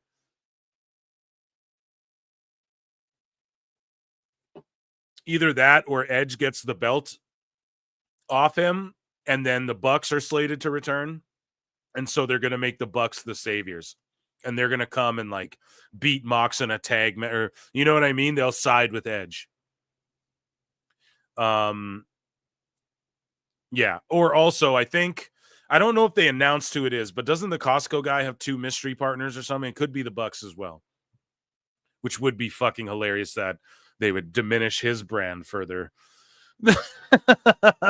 I'm telling you, go watch the Big Boom podcast. It is hilariously disturbing. Yeah, Yeah, whatever. Moving along. We harped on this for a while. So Slick again. He goes,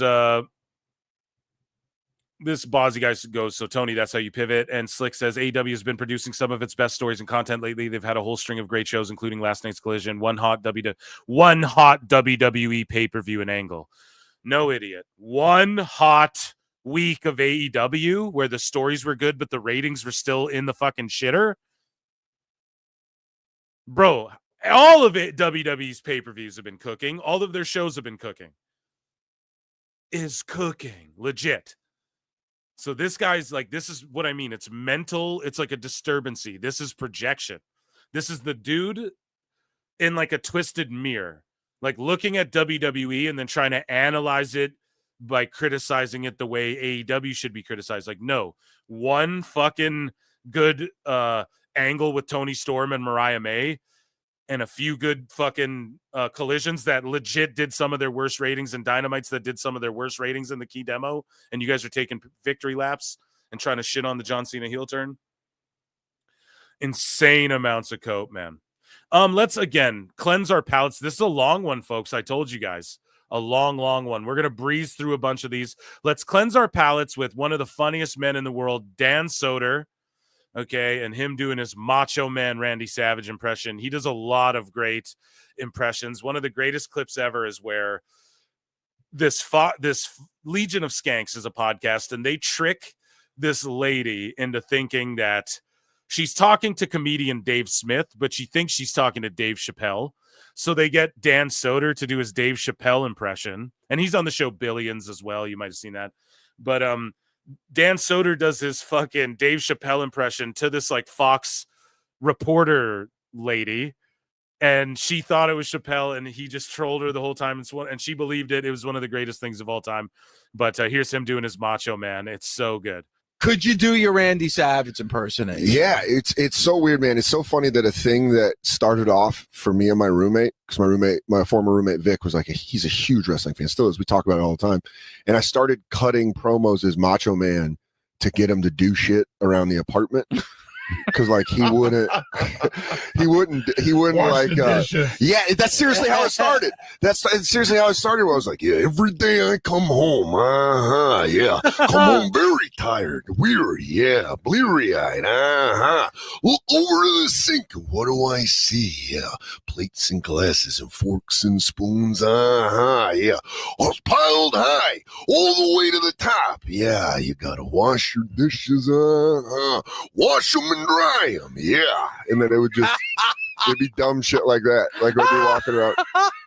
Like, man, that is awesome, man. It's like Randy Savage is in the room with us. I go, leaving the air conditioning on. Yeah, you leave the house. It's so funny. Yeah, leaving it cold, very cold, dead body cold. Yeah, can't be doing that. Electric prices up and up and up and up. Yeah, getting taxed on forgetfulness. Yeah, it's just fun. Also, you can do it like my friends that like wrestling. They do it. Like, you can do it with like just song lyrics. And this is on Busted Open, I believe, right? LaGreca, Mark Henry, and shit, because Macho Man was so crazy. His promos were nuts. Yeah, they were. I mean, my favorite one's the one where he goes, and the beat goes on, and the beat goes on, and you see Mean Gene being like, "What the fuck is happening right now?" But I just love it because he's walking back and forth.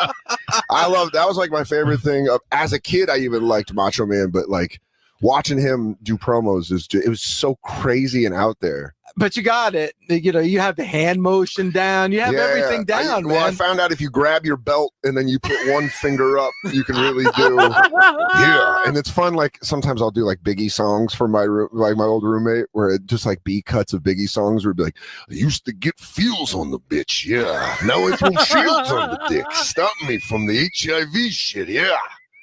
And they're like, what the fuck, dude? Yeah, they just be that. It's just. Oh my god, that's a top 10 right there. That is Mark Henry. That's a top 10. The top 10. You get a Biggie and Savage at the same time. To all the ladies in the place, yeah, with style and grace, allow me to lace, yeah, these lyrical douches in your bushes, Yo, oh my god, Dan Soder. Fucking amazing. What a legend. I hope that fucking pop chat right there. as a little palate cleanser. Speaking of chat, Juan Tenta, sorry, dude, waiting forever, but we got to trudge through the sludge, right? Juan Tenta became a YouTube member. Thank you so much. You are absolutely goated. Darvin Ramat for 698 SGD, bruv. Phil Marks live always makes my day. Excellent. You being here always makes my day. know. Okay, so and you know what they Sometimes say. in life, you got to be a hoe. That's my favorite sound on the whole soundboard. Thank you very much, Darvin Hamat. Miss October 30 says, in a galaxy far, far away. Twitter, AEW turned brother against brother. We are now entering the Sicko Wars. We absolutely are, dude. I know it gets messy sometimes. You know, that's why I skipped doing it the last how many live shows. So I'm glad I brought a impromptu run-in to do this. I think this was the way to do it, but I'll still bring sickos to the regular live shows. I won't let them pile up as much. That's my promise to you all. Okay, but I like the little promo you cut. In a galaxy far, far away, AEW turned brother against brother. Or possibly woman, or possibly they, them. I don't know. Some of them pretend to be aunties and shit, and we don't really know. Thank you so much, everyone. Round of applause for super duper chatters and members, and everyone watching. You're all so great. You're all amazing. Okay. Moving along, because we're doing it, man. I told you guys, man, I'm locked in. Hopefully I don't. Yeah, I got time here before SmackDown. So Unpretty Her says, hey, Dwayne, please fucking insert word here. Your putrid, disgusting effing life and save us all the effing trouble of dealing with your effing shit show. Because you want to play God, because you sick, twisted son of a bitch. Literally, your parents were bum-ass bitches. Whoa. Just effing insert word here yourself, please. Whoa, that's too far. And yeah, 313 Smark says the worldwide mental health crisis is real for real, dude. That is like insanity. So Baydala goes, there was no mention of AEW by name on the WBD Q4 earnings call. This is not the first time either. From my perspective, this doesn't signal anything to be alarmed about. But if I were AEW, I would have preferred to be mentioned. Where's the Debbie Downer fucking... That's what we need. Julia Gulli is on the case. But like Baydala, what the fuck? There was no mention of it. Like, this is where it gets ridiculous. A normal person would go, that's not a good thing. This isn't the first time either. That's not a good thing. But from my perspective, and like I'm really educated on this, and I talked to Tony Khan, and like just trust me, let me just insert my fucking opinion here that's gonna come back to look bad. This doesn't signal anything to be alarmed about. But if I were AW, I would have preferred to be mentioned. No shit, Sherlock. I don't know. I just think some of these dudes, it's like you don't have to try and spin it like that, you know? Just say that it's fucking bad. Like I flat out say WWE's tag division is shit again. What the fuck's going on, you know? You got to call it out, man, where it is, you know? So I don't know how else we can word this. I got to say it in Chinese, like, or in a Mandarin or something, like fucking John Cena. Trying to keep his Warner Brothers deal or whatever, right? Anyways, Steph DeLander. So listen, here's a bunch of sickos talking about, like, I guess here's like an OF, we'll call it, right? So here's Steph DeLander addressing this. Like, I guess Ringside News, anyways, they posted a fucking story about Steph DeLander's breast reduction surgery. You guys think I'm bad because I laugh at sickos. You should take a look at Ringside News, right? Sometimes you're like, is this even real? I don't know if this is a parody or not. But I don't know. I guess they're talking to someone on OF here. This is like an OF messenger thing. And it was like, was your breast reduction surgery okay? It was fine. Good. Glad to hear there are reports it was botched. Don't like to hear that. There's reports in your OF simping, fucking sending you dirt sheet topics. Oh boy. Society's fucking doomed. So Steph DeLander goes, okay, Ringside News, fake news, has infiltrated my OF subscribers. So Ringside News, Steve Carrier's in there. It was me. It was MI for me. It was me who reported that about these reports, right? Let me set the record straight because this is insane, LMAO. 1, I chose to be open about having breast reduction surgery because there are lots of women who want to get it done but are on the fence or have done it and want to be able to relate to someone else who went through the same surgery. Yeah, you don't got to justify why you said you got a procedure, especially if it's someone they look up to. 2, I chose to make a caption acknowledging the fact that my biddies are still larger than I was hoping they would be. They didn't grow back. Jesus Christ. And there are no botches. Wasn't that a show? Like Botched or whatever. They'd get like, we did it. She got a chin lift and they fucked it up. We're here to save it, right? I knew you sickos would comment on it. Yes, the sickos. Yes, Steph. Yes, let the hate flow through. No, but for real, dude, where's the, here, we'll give them a yeah. Ooh, I knew you sickos would comment on it, so I figured why not get ahead of the 8-ball? Yeah. Especially with ringside, dude. The 8-ball. That's funny. If anyone is going to capitalize on the buzz for my expensive surgery, it's me. You're welcome for the headlines, digital media champion. My tit job better make it into the PWI 500 and Fightful end of the year. Well, it's here on PWT, so I think that's better. No. This saga is more over than most of y'all. I mean, she tried to spin it. That's sweet. I didn't even really hear anything about it till she responded to it, and that's the point. That's why she responded to it, right? Because now it's here on PWT. And yeah, I guess they're just in there getting the scoop on her titties, right? So here's yesterday. Or 2 days ago, I guess, Sapp says, I'm struggling mentally and physically this week and will be unable to do today and tonight's shows. We will have a replacement on the post-AEW show. Sorry for the inconvenience.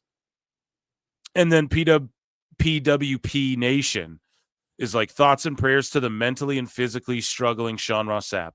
May your mental and physical struggles continue forever, you piece of shit. Damn. So I'm assuming these guys have beefed hard in the past, right? If you have to guess. Oh, yeah. And then this is where Conrad. So Conrad Thompson gets involved. And Conrad goes, oh, come on now, PWP. He literally does it. Man, come on. He literally does them. Look at this shit, guys. See, they always become my impressions of them, right? Oh, come on now, Eric. So he goes, man, come on now, Eric. Don't do this. Delete this. Be better. And then this guy's like, Sean has done 10 times worse to me in the past, intentionally, with a smile on his face. That dude made a lot of enemies over the last 5 years for no good reason. He's one of a very small amount of people in my life that I've ever legitimately felt hatred for. Damn, right? So these guys are really beefing, right? I just laugh at Sapp hates my guts. I don't even say shit like that about him. Jesus. It's Luger goes, who are his enemies? Do you know their names? Do you know them? Do you call them at him? He goes, keep going. Holy shit, this guy came with like hella receipts. So Wrestle Voice. Sean's accused of doxing their underage nieces and then playing victim somehow. Whoa. The user expressed frustration over what they perceived as targeted harassment, suggested pattern of behavior. Damn.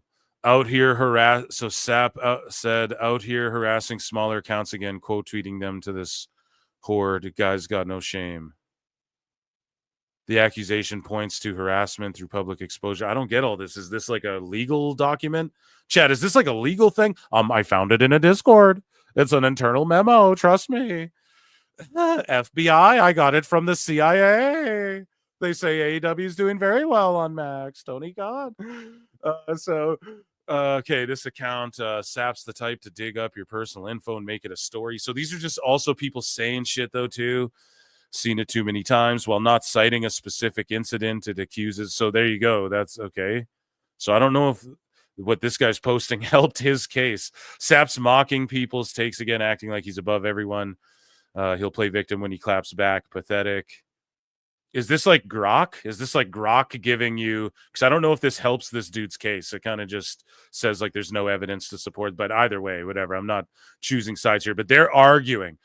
sorry, I didn't even see all of this until now. I saw the wrestlers. So if you go back, like, again, we just covered SDL and she, two bad bitches, one hot track. And she's like, what the fuck, dude? And then he's like, fair, especially if you don't know how awful of a human he is and you believe he's some innocent guy. But still, I'll not be so mean next time. Well, no, bro. See, this is why well, okay, people like it. At least he's saying, like, I won't be so hardcore. Because, again, like, two wrongs don't make a right, bruv. That's the thing. And I know that's, like, some silly shit, but that's why they teach it to you when you're a kid. A lot of those lessons you learn when you're a kid, that's why they're taught to you then, because it's supposed to be simple and instilled in you, like, early, because it's like, you know, you don't spit on people, you know, shit like that. You don't fucking, it's just things like that. You learn that when you're a kid because it's some of the most important shit, I guess. So I get it. Like, don't hold this hate in your heart. Just fucking block them out and don't interact with them. I don't fucking know. But at the same time, I get it. If he went after someone's niece and that's true, that's fucking insane. Right. And it's not outside the realm. We've seen Sapp do some crazy shit. So people are going to believe that too. That's the other thing, right? Like, not long ago, crazy shit, right? So all I'm saying. But now this guy is like, fair, like, immediately he folds for STL. He's like, I legitimately have hatred in my heart. And then he's just like, fair, I'll try not to be so mean. It's like, no, I thought you hate the guy, right? Like, if you really hate someone, it's like, nah, fuck him, you know? So this guy, do you really actually hate the dude? Now it seems like, I don't know. That's where people are all going to jump on it. And you're going to get covered in the Sicko segment. So Cassidy Haynes is like, what is even far more disappointing that this really shitty comment is that there's over 150 people I follow that follow this piece of shit who made it. Bro, you're allowed to follow people you disagree with, that you have beef with, that you argue with. You're allowed to fucking,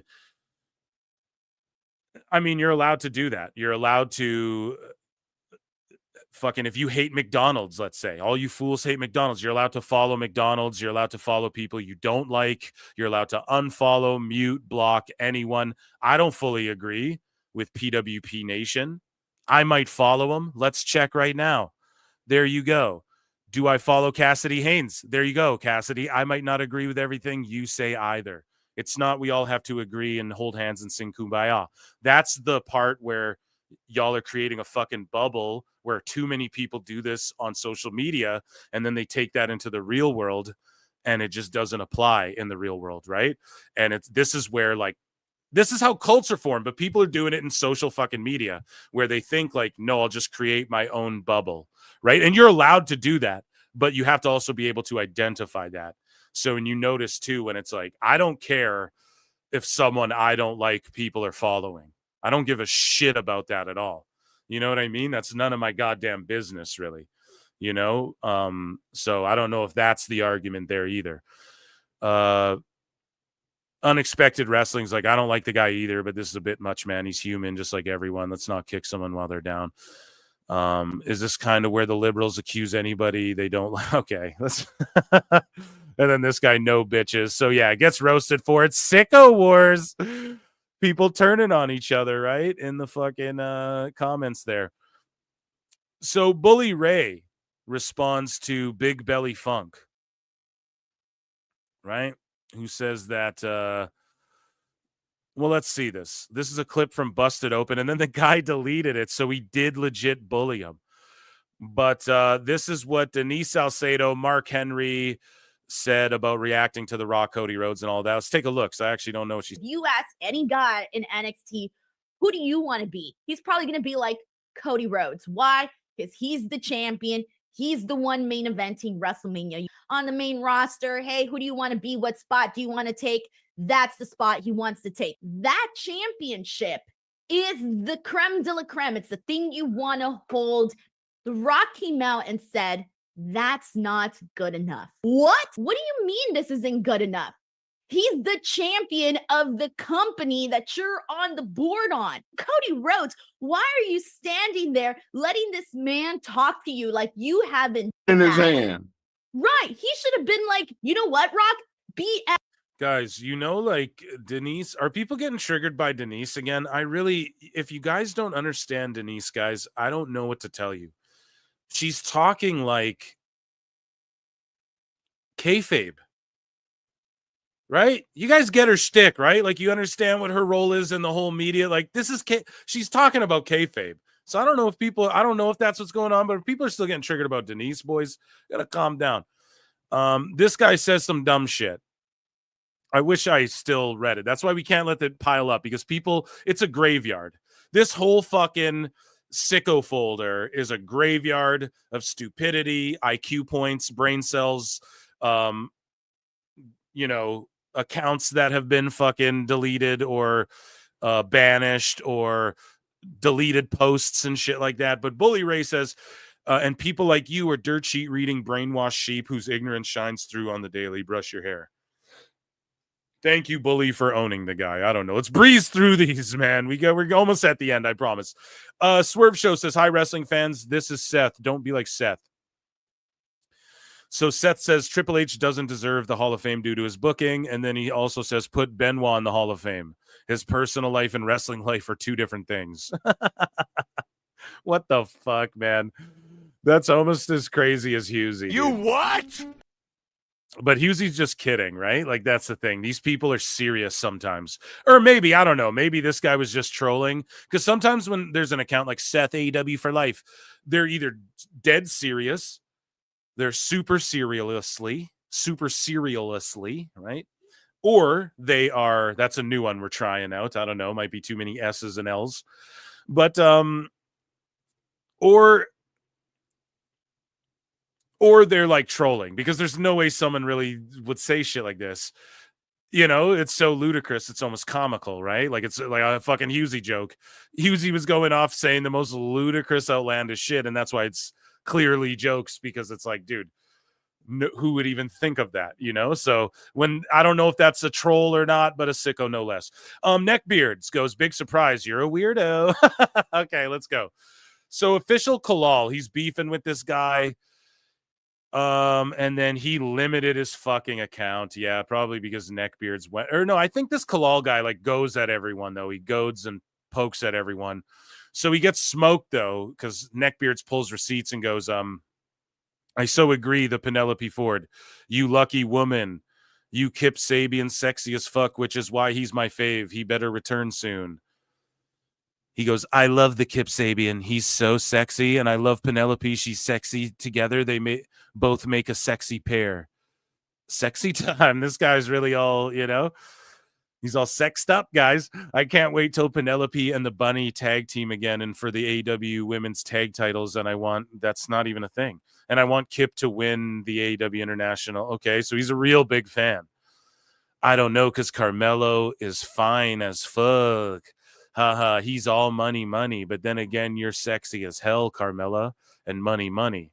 Okay, so this guy's swinging. He's batting for both teams. You know what I mean? His average isn't really good, and either fucking right? But he's fucking swinging. He's swinging. So I love you both, but maybe we can figure this out by making this team a mixed tag team. Mellow is money. I mean, that's not a bad idea. He's got his booking ideas are. Oh shit, man, this is fucking hilarious, dude. You what?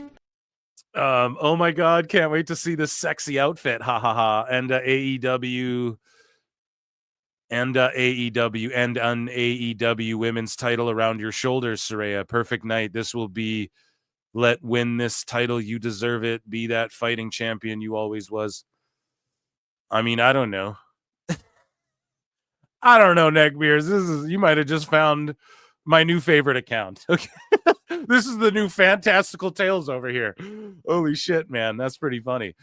And don't ask what happened to that guy. He literally he's like, I'm going to actually start trying to call out accounts like Awful Wrestling, and I'm going to expose Neckbeards, and I'm going to fucking... And he seriously took himself serious. He was like, dude, just write your stories. Your account could have blown up so big. His account it's like, no one cares, bro, what you think about AEW or WWE. Like, don't you get that? Make another account, which he did. He had all these burners, right? But it was just make an account and then do that on that account. But don't, like, your Fantastical Tales, he should have just wrote those funny stories, man, because they were actually so good. But he's like, oh, I make them to make fun of people. Like, it's like, no, how's that making fun of? You're sitting there telling like fantasy makeout stories between Meltzer and Tony, and they're just funny. Like, it's like that Squid Game WWE thing.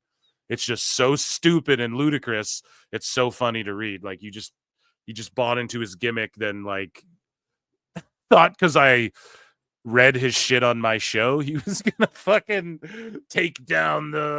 burst the bubble. Like, he was literally saying the most insane shit to me in DMs, and I was like, dude. And then I think he was like, I'm leaving the IWC forever as well. So that's past Sicko stuff, if you go travel back in the past. But that one guy, that Khalil guy, or whatever his name was, check in with him. That might be a new resident Sicko. Hopefully his posts aren't still protected there, and we can... I like that guy. He's cute. So JD Jet starts going. So earlier, right, Conrad was like, oh, come on now. That's not very fair to say this about Sean Ross Sapp when he's going through things. And so more of his responses here, because it gets like, then Conrad gets under attack here, right? And so Conrad goes, or this guy RC or Archon, whatever, says Conrad's best friend and sister-in-law work in WWE. If he likes AEW, it's because he likes AEW. He does like AEW, or he just likes working in the biz. You know what I mean? And you can't blame him or get mad at him for that. And he likes to put AEW over. That's his prerogative. Now, sometimes his pushback can be ludicrous, like where Bischoff snaps on him, and it's like, well, what does even what you're saying matter? And then dismantles it. And I feel like sometimes that's Conrad setting Bischoff up, but he's vehemently defended Bischoff too. I don't know. 83 weeks. Conrad and Eric is one of the only duos I can like stand, man. When I'm listening to pro wrestling stuff. But anyways, Conrad goes, and 3 of my co-hosts work there, and a bunch of friends too. I like wrestling, and I talk about what I like. I keep what I don't like to myself, so as not to hurt anyone's chance to learn, get better, and further their career. That's the other thing too. He's not going to talk shit because he's doing StarCast with All in Texas, and he's trying to be involved in the wrestling business for a healthy wrestling business. And then this guy JD Jet goes, dude, you are defending Sean Ross Sapp, the most mentally ill person in your nerdy story chasing wrestling. Instead of enjoying it, losers like him ruin it for everyone else and makes you all get laughed at. Nothing you say will change that this guy is out of his mind. Yeah, here's the problem, is that a lot, like the people higher up, like won't address the psychotic shit. Like, it wasn't long ago Sapp was like, challenging one of the wrestling soup guys to fight for 40 grand or some shit. Right? And then like there was a whole situation there with a fucking PDF file guy where it was the wrong guy and all that crazy shit. I mean, that's not that long ago, that's like really not that long ago. So it's not outside the realm. You got to understand, just no one addresses it who's like has a real voice, you know what I mean? And that's why people get frustrated. But again, to go at Conrad, like Conrad always goes, oh, come on now. So like, I don't know, man. It's just not worth it to fucking go at come Conrad. on now, Eric. At least in my opinion, like all he's doing is trying to be that guy. And then it turns into a debate though about like, where does the point I want to get to though. Then it turns into a debate about where does his friends work? Why do you like AEW? You're all just shills paid for it. Like there's dude, guys, you gotta understand. Conrad's not paid by AEW. Sapp's not paid by AEW. Meltzer's not paid. He might. It's so funny because people go, oh, the 3% rumors floating around. The 3%. It's funny because I started that talking shit, and I need everybody to understand that. All I said was, I bet it's like one. He owns like 1%, 3%. Why would he talk all this shit? I don't know, but I'm gonna start floating that out there because why the fuck would he shill this hard and not get paid for the shit? in some way. Meltzer must own like a percentage if he's sitting there going, I studied the business and they're bringing in this much money. How else would he know? Maybe you could say Bischoff started it actually, because it started from where I watched a clip and then I was like, I don't know, 3%. Let's just float that out there. It's not real. Like, I don't fucking know. No one's ever said that to me. No, but what else could it be? Right? With Sapp and them, it's more of an access thing with some of these dirt sheet guys, right? Like you just want to, like Elboo. It's like an access thing. You shill one way because those are the guys that are like letting you in the rooms and DMing you and telling you shit and give you their phone number, da da da da. So you fucking, that's the people you lean more towards or whatever. Not even Sapp particularly with this. I guess I should say like just dirt sheet people in general. You know what I mean? But like, and people do want to go to Sapp for like his interviews and shit, right? Like he's got a platform. He's helped wrestlers out and shit. That's undeniable, right? And so is Conrad. And so they are in the business of playing a game of like, don't lose access. Now, yes, to Sapp and they're the Fightful writers, like they've written articles. Oh, AEW saved my life. I was done. I hate wrestling. Meanwhile, I have this job as a wrestling writer. You know, it's so cringe when they pull that shit, but and they do skew that way, and that is like more than I would say Conrad. If you really listen to Conrad, he's not just like an AEW nut hugger, bro. He's just not trying to like burn bridges where he doesn't have to. You can like appreciate or understand or accept that, I'm sure, right? But it gets crazy though. Like people start going nuts on Conrad to the point where it was like people were bringing up mug shots and shit. I don't know, dude. Like maybe we'll see it here. I don't know if I bookers. I was like, now we're going too far. Even come on now. IWC sickos, we're going too far, even for Phil Marks' taste. So Conrad though says, I'm not defending anyone. I'm just not supporting negativity. Oh, come on now. When someone has something bad happen to them, I'm not here for it, Eric. I want to help. You want to cheer, do better. Do better. Yeah, that's a straight up Meltzer line. But yeah, people went hard at this dude. You grifters really do stick together. Wrestling is better without pricks like you. Just be a fan, do your mortgage stuff, and shut the fuck up. See, man, that's the thing. Conrad has helped. Like, is 83 Weeks not a good pod? You can't lie to me and say it's not. He's helped. Even Grilling JR's got some gems in there. Some of them I'm like, oh, fuck, that's a podcast. But I don't know, man. Conrad, he's not grifting, bro. It's just not a grift to be as big of a mark as he is and then want to talk about pro wrestling and then he's just a fence sitter. He's just a fence sitter, you know, and that's what people don't like. They like when you really stick to your guns on shit. And like Conrad does give his opinions and he'll defend Eric, but because he has to. This is the problem with Conrad too. Not the problem with Conrad. Sorry, the problem with his situation. He has to defend himself from being an AEW shill, and then defend Eric. Oh, come on now, Eric, from being a WWE shill. Which is it, guys? Is Eric just shilling for WWE and Conrad shilling for AEW? Like, it's neither of those things. It's neither of those fucking things. So Conrad's towing the line and Bischoff's more ready to speak his piece. And it's just objectively a fact. And we can quantify it with what Asuka said. Is my creativity working? Well, how do we measure that? If creativity's working, right? Picasso's the best painting. Yeah. And it's worth the most, right? So I don't know. I understand it. So not to defend Conrad all the way here either. I know chat's probably like, oh, come on now, Phil. That's not very fair. We don't like Conrad. He just shills us fucking dick pills and ball shavers.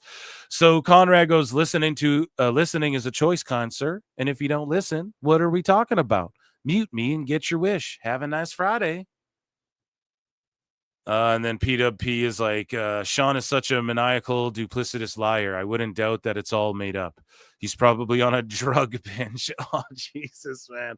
Getting rub and tugs at the local strip mall massage parlor. I'm with you. I take your words seriously. I'll do better next time. But this time, fuck that guy. Damn. Oh, man. Yeah, it went hard in the paint. Someone was like, oh, Conrad is a fucking abuser or something crazy. I don't even know if I bookmarked it. Maybe I did, but yeah. So this guy, Astaban, goes, so I'm just now finding out that Obafemi is misogynistic.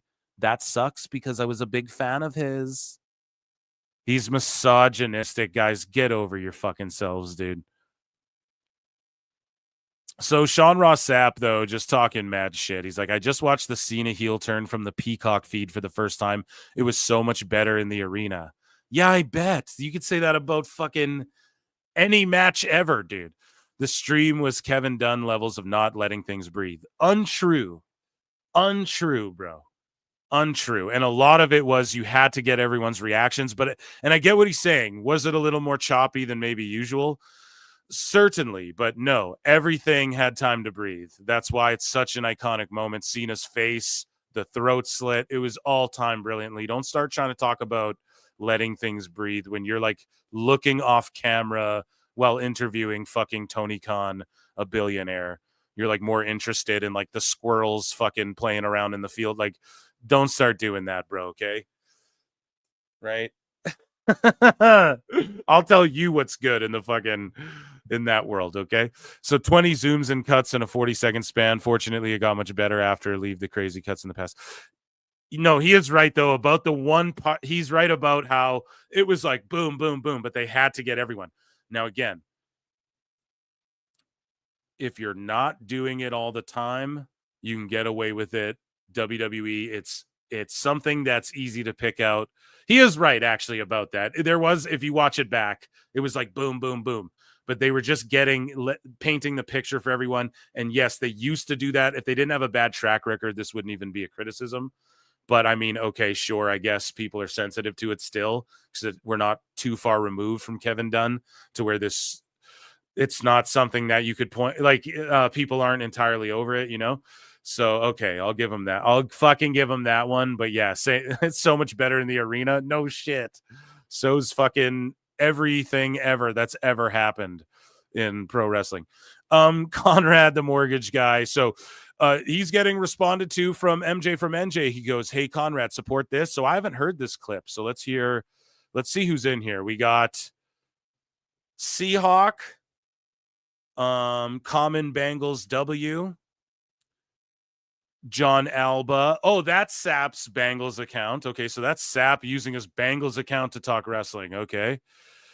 We have Hologram. No. And then, okay, so let's see here. It wouldn't let me use my other one. But, John, you say we shouldn't use... Yeah, okay, there you go. Here, let's hear that again.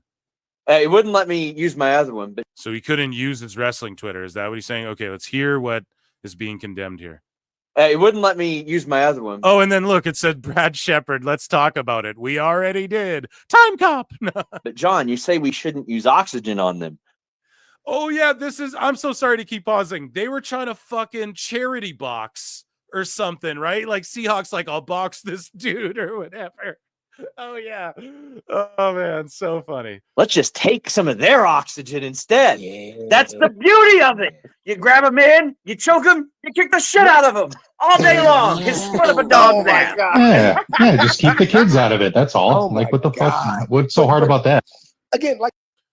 So they're going to take the oxygen out of them. Who's them? Like accounts you disagree with? I don't understand what's going on in this fucking sicko meeting right here. John Alba and fucking yeah, let's choke him and kick him and take the life out of these accounts. That fucking, it's like, bro, now you're getting dust on your fucking Bengals account too. What are you doing?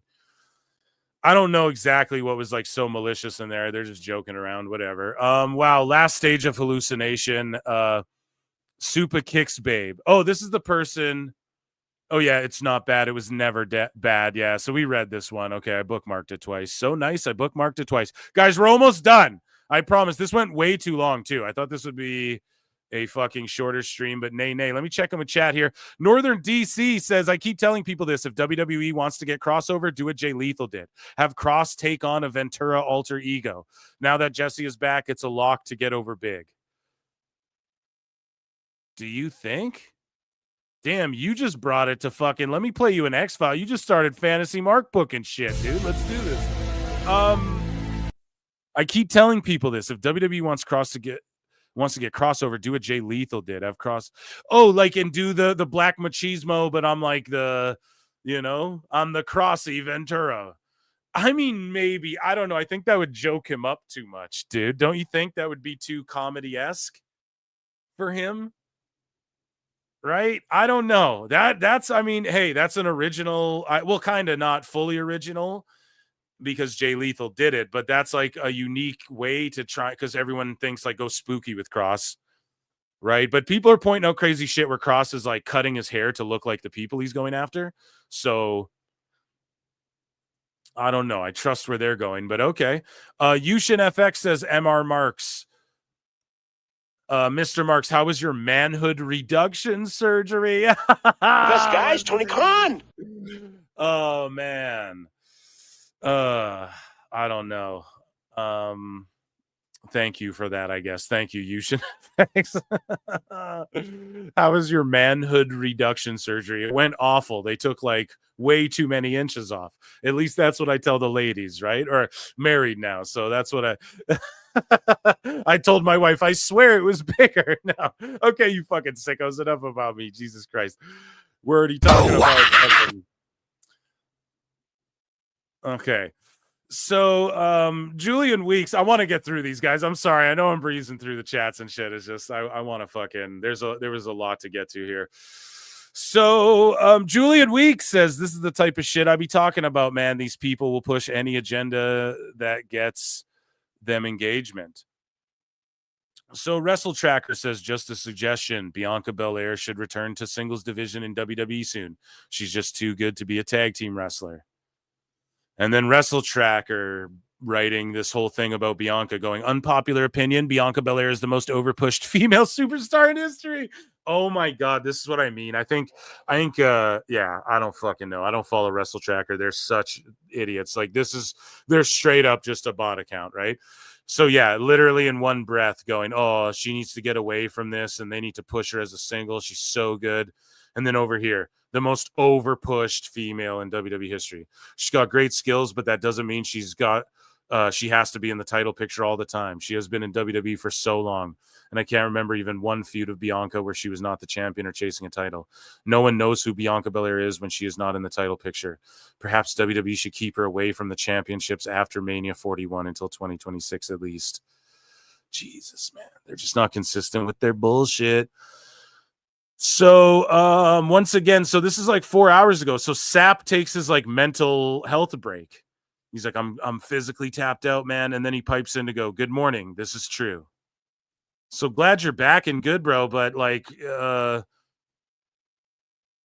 this is not true. And so the stories, we'll cover this tomorrow night. We're going to deep dive into like Dave Meltzer. All the stories was the night of. Cody Rhodes denied, and John Cena just went heel the night of. They planned this. Cena went heel as the backup plan the night of. That's what they want us all to believe, just like last year. Oh, Cody went into business for himself and The Rock, and it was all just it wasn't planned at all. It was the night of Tony Khan. It's actually kayfabe. Everything happened. The Undertaker wasn't planned. He really told the guy, hit my music. And Dwayne really sold it. I mean, it wasn't even selling. He got him up for the chokeslam. It was all real. It was a shoot, Brian. Like, this is what Dave's trying to tell everybody and make everybody believe, because they're telling him that, because then the fucking idiots go, oh my God, can you believe? And then everyone's talking about Mania. No one's talking about Revolution. Sapp comes in, who's been literally missing so badly lately. Okay? So fucking badly. Fightful's been missing. And this dude's like, good morning. This is true. No, it's not. This has all been planned way in advance, like it is every time. Yes. Well, my source is, I have two sources. You have no sources, Phil. Cool. And guess what? I don't need any. Okay? Because I can fucking look at what Ari Emanuel said and what Cody Rhodes does and what they tease in their fucking social media. And I'm intelligent enough to just understand what's going on. Okay? And that they clearly are working you guys. And I do know that dirt sheets get worked and are being told fake shit, and you all know that too, but you can't ever admit that or have anybody, you can't allow anyone to let that be known, the fandom, otherwise you don't get your $6.99, you don't get your $14.99 or whatever. And that's why I'm a great threat, and I get blocked by Meltzer and Sapp and everybody. Elboo, because it's just, I can just see right through the shit, bro. I'm Cyclops, motherfucker. I got fucking optic laser beam right through your fucking souls, dude. I just see right there, and I know that you all know you're being told fake shit too, because TNA, you're getting told some real shit, okay? AEW, you're getting told real shit. You're getting told real shit about injuries and stuff like that. Sometimes, even now though, WWE's working the injuries. Ray's out indefinitely. The sheets run with it. Fucking, he's there the next week cutting a promo saying, I'm in a tag match in another week. So he's just gone for 2. They could have just said he wasn't even injured. No one would have known, right? And then same with the Jade Cargill, a torn MCL, a torn PCL, a torn fucking. She's just like filming shit in the Bahamas, taking time off. You know what I'm saying? So yeah, they're just being fed bullshit. And to come in and be like, this is true. No, it's not. They did not pull the trigger last minute. It's just like the CM Punk thing. I broke it down before. They didn't do all that very last minute. Yes, he flew in, signed that physical piece of paper right there and filmed it for WWE.com. That could be a merch. We don't even know what that was. He 100% signed a digital contract. I promise you he did. And before they flew down and even risked pulling that moment off. And yes, they kept it private between 3 people. And that's why you guys are being told lies, because that's what they do now in WWE. 3 people know the truth, and then they tell certain people, go tell this, and they've already stooge test everyone. So anyone telling you guys the fake shit and they're wrong, that's intentional. They're not getting fired because their job is, okay, those guys were doing it without us telling them to do it. Your new job, you're going to tell the dirt sheets this bullshit and make them trust you. And we now know that you're a stooge. You're a controlled stooge. These uncontrolled wildcard stooges, bye-bye. That's what they did. And you all know that too. They all know that. All these fucking sheets know that shit. Anyways, though, this guy Draven gets excited. AEW versus WWE ID. Megan Bain versus Steele. And then this guy goes, if Megan doesn't shoot on her and break her legs, she ain't a real one. Fucking AEW fan. Oh, if she doesn't break this other woman's legs, dude. Human garbage. So the wrestling blog has been going at Chris Prolific like Featherstone really hard, man. And he's like, it's been 3 days since this fucker spoiled the wrong winner and other fake shit in his Twitter page. Again, okay. I make fun of these people who do this fake shit and I roast them. It's been 3 days. I demand an apology now. This fucker, you spoiled the wrong winner. So then it wasn't spoiled because then it's the wrong winner. You fucker. And I get the rage behind the paywall, but it's like, God damn it, man. You're not going to fight anybody. Stop acting tough. Stop being like this fucker. Like what? You want him to just go disappear and to get Thanos snapped away? Like, what do you want him to just vanish into oblivion? Master need to obliterate. Like, what do you want? It's crazy. So he's like, stop being a pussy and unblock me. I want to have a talk with your fake ass scammer charging people for fake news. You're going to get exposed. Okay, so that's not how you do this. So how are you going to expose him? Hey, you were wrong about this and this and this. And yeah, it's fucked if Featherstone's just blocking everyone saying you're wrong about this and this and this. But you can just ask him about it too. You're wrong about this and this and this. How do you handle that? Okay, he blocks people. You going nuts doesn't do shit either. It just makes you look crazy, bro. Right? Like, this is why he blocked you, because you're going psychotic over wrestling news. Just call them dumb fucks and idiots and liars and move on. That's what I do. You just make it funny and put a flute at the end and have fun. You know what I mean, dude? You do Sicko Wars and have fun. You don't got to fucking go have a complete meltdown. But yeah, Featherstone been missing, man. Big time. And then doing like the cringe dirt sheet thing where he's like, oh, Jey Uso. And again, he's probably not going to come on this show now because I'm fucking covering all this. But Keep it real for my people, man. What can I say? We don't. Oh yeah, here's the Conrad thing. So this guy's like, no, you just beat your wife in Minecraft, whatever. I don't. And here's the thing: it's a domestic in the third. I'm not big up on American law, but isn't that like not?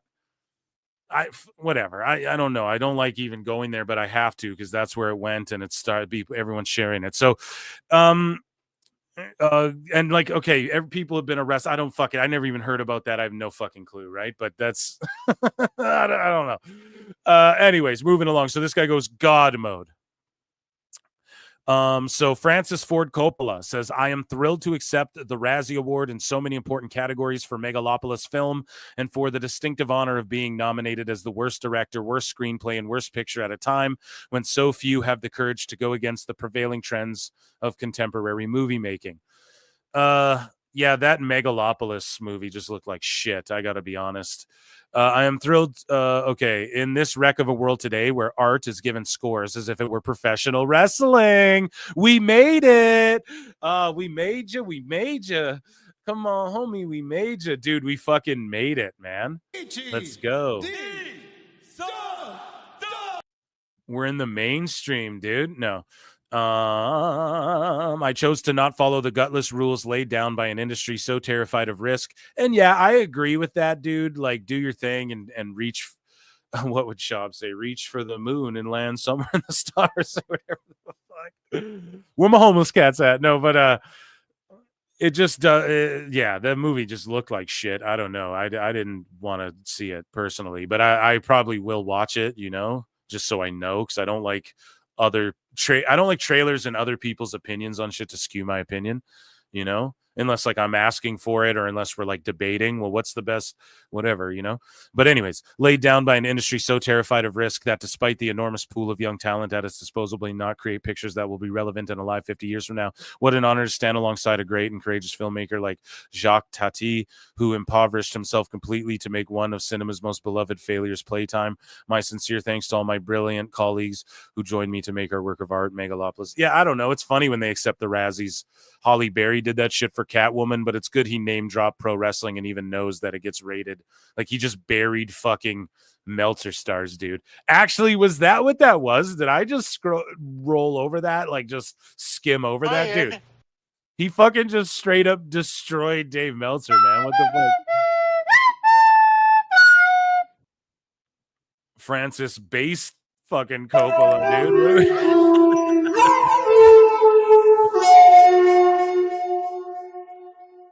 So this guy, Dad C, says, what's even funnier is it's 100% true. And this is talking about Samantha Irvin's main character syndrome and just her wanting attention. And this guy says she used wrestling to try and advance her career, but made sure when she wanted to announce her shit music, she flashed a cheek or made you think it would have been something better.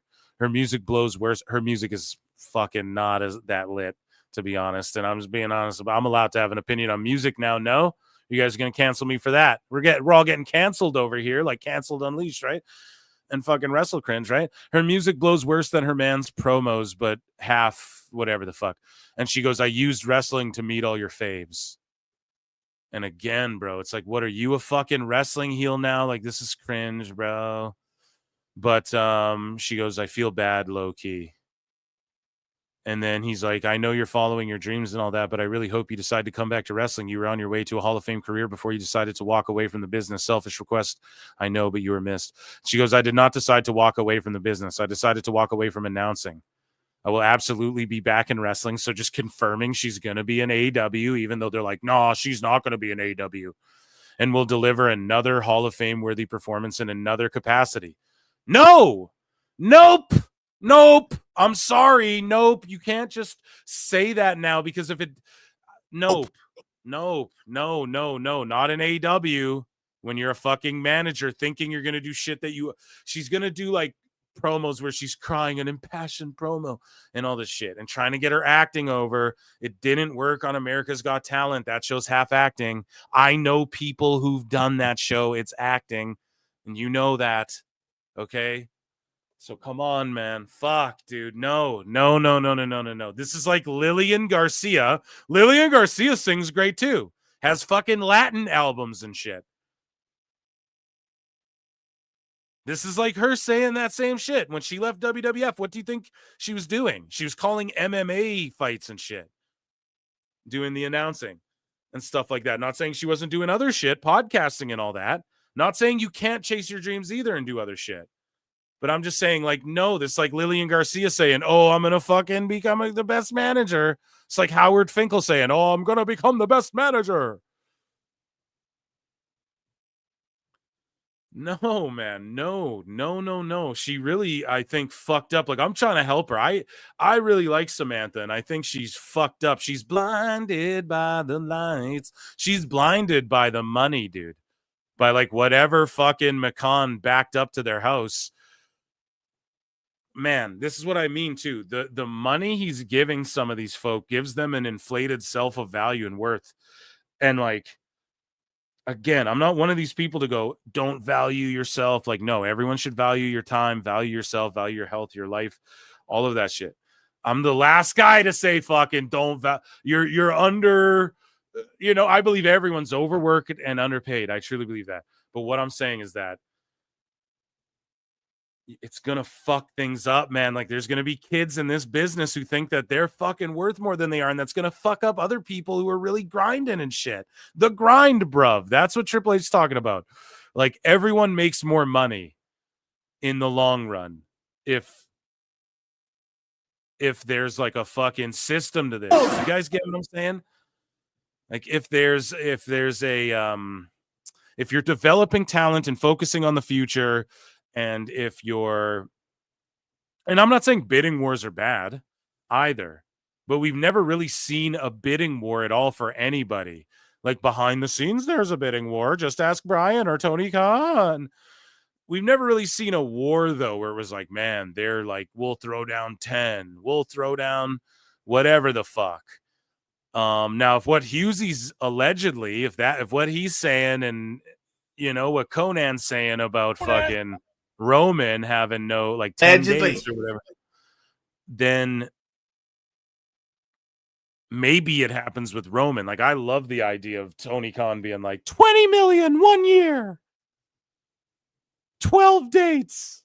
Oh man, because then what are the sickos gonna do? Yeah, bring him in. Could you imagine? It's okay that he's a part-timer. Fuck it. That's what they would do, man. And Roman would never do that. But I want to see the reaction from the sickos and shit. I can't, and see the dirt sheets lie and scramble and all of that. So yeah, it's just overinflating what people are worth. This guy, Angel Ferreira, responds to the Sapp PWP Nation feud and says, SRS is the very same guy that put a paywall and price tag on an article that was about Bray Wyatt's mental health. That's another thing, bro. That's another thing right there. When people do shit like that, when like WWE's like Scott Hall passed, and then Sapp's like, Fightful can confirm this. Why? Do you think you're going to sell any extra subscriptions for that? We can confirm this thing that WWE confirmed. And they had him under contract on a fucking Legends deal. So he's technically employed there, but let us, Snoopy over here, fucking confirm it for you guys. Do you not get why that rubs people the wrong way and why they are a little insensitive toward this dude sometimes? You know what I mean? Like, you have to be able to understand that aspect of it as well. No? Chat will let me know. No? I think that's why people are quite critical some of the time, right? So, and like, we're just being honest here, right? Hey, we're being fucking honest. Oh, sorry, I pulled up a fucking tab of myself doing my stream there by accident. But anyways, so SRS is the very same guy who put a paywall and price tag on an article that was about Bray Wyatt's mental health. The very same man that has harassed hundreds, if not thousands, of people on here because they disagreed with him. Yeah. There's hundreds or thousands of people with the same fucking story. So the same man that targeted Raj Giri, in what way? So he targeted Raj Giri. I didn't know that. I should text and ask Matt about that. I'm sure he will fucking have answers that I'm looking for, because I actually did not know that, or that they even really had a feud. I know that Sapp does feud like you know, if you're new in the space, he'll like bro up to you and be like, I'm a good guy, and like fuck all these other people, they're whack and whatever. But then he'll be like, he'll feud other dirt sheet dudes and shit and tell people like there's a correct way to go about this. Trust me, this is ask any fucking new sheet guy and they'll tell you, or anybody making wrestling media. He'll always be like, there's a right way and a wrong way to do this. And I like sort of gatekeepy and shit. So, and then he beefs out people like Meltzer and stuff like that. So, I mean, I don't fucking know. But yeah, the same man that targeted Raj Giri, this is karma. No, what's karma about this asshole talking shit who doesn't like him, who's like, I hate him. But yeah, I can't disagree with fucking the Bray Wyatt mental health thing and the other part there. So yeah, I mean, I already talked about that enough. That's my take on it. And that, ladies and gentlemen, was a super insane fucking Sicko segment. Let's go. Air horns in the fucking chat. I don't even know if that's an emoji. We have Monkey Ball says, I'd rather see Cross as Ace Ventura. All righty then. Oh, man. He should do a third one of that, Jim Carrey, before all's said and done, man. That would be really good. Because you know what they Sometimes say. in life, you got to be a hoe. Okay, guys, this went way longer than I fucking thought. Round of applause for me and you all. I will not let the sickos pile up again like that. We'll do some sickos tomorrow if I have any in there. I'll make sure, even if it's a 2-minute segment, we'll do it. Round of applause for me and for you all. Please hit the like, hit the subscribe button. I hope you had fun. I hope you had a laugh at all this too. We got to remember to laugh. You know what I mean, dude? It's just so ridiculous. And I will say this about Sappy too. He's fucking not engaging. Like, he's not going as psycho on people. You know, he's still going to throw barbs. Everyone can, but it's been not a lot of story. And granted, this is like 2 months. So let's give it time here, right? But thank you guys so much for being at the run-in. Consider hitting like, subscribe, leaving a comment, hit the dislike, leave a bad comment, all that YouTube shit. Hit the bell, whatever. Consider becoming a member, 99 cents. Check out my Patreon where I do watch-alongs and all that sort of thing. I go live Mondays, Wednesdays, Saturdays. This Saturday, live show, Revolution. I'll have a sweet guest to do a review show. I'll find somebody cool. And also consider please checking me out over here. Okay, at Phil Marks Out. I don't have a video uploaded yet, but it is coming soon. Look at that, guys. Almost 80 subscribers already. I haven't even done shit. So consider subscribing to that. It's going to be more scripted content, video edits. It's different than PWT, but it is me. If you like my unique takes and the way I approach things, break down movies. I worked a bit in the fucking industry, so I have a good perspective as a writer and other things that I've done. So, movies, but not just that. YouTuber drama, like YouTuber sickos, fucking not like comments. I'm not getting into comments with YouTubers and shit, but more like just what drama, pop culture, whatever's going on. Check me out over there. And with that, until next time, I bid you all adieu. Kiss, kiss, bang, bang. Be good to each other. Let the sickos remind us to be good to each other. Drink lots of water. Don't get too emotional. Hug each other. You know what I mean? Go outside. It's getting nice out. I love you all. See you all in the Upside Down. Catch you tomorrow night. Peace. It is a fast-acting viral strain that infects the host immediately, and upon getting sick, the infected will become racked with coughs, sweat profusely, and start to get the shivers and chills. There he is, the legend. The man, the myth, the legend. Yeah. You can't literally run a promotion just for the AEW, what do they call them, sickos? Thank you very much, TikTok and AEW. See you tonight. Tony Khan started telling people there's no such thing as long-term booking anymore. It's week to week. The best guy is Tony Khan. We just secured the bag. It's not like I tried to be a character. It was just sort of happened naturally. But it was never something I intended. It was just something that happened because the wrestlers asked me to do things in matches, and I do them.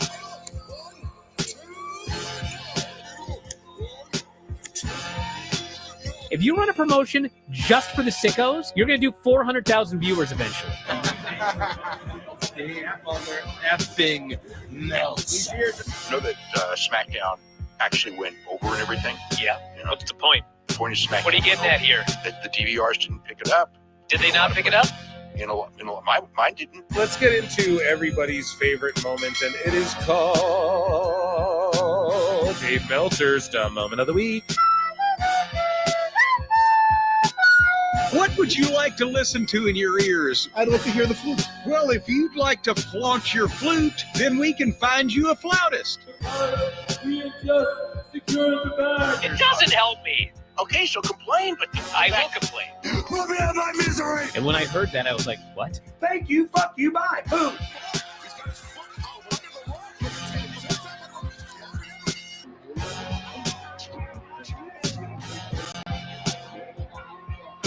You gotta run a promotion for everybody. The sickos can be the ones that buy tickets first and spend the most money on the merchandise.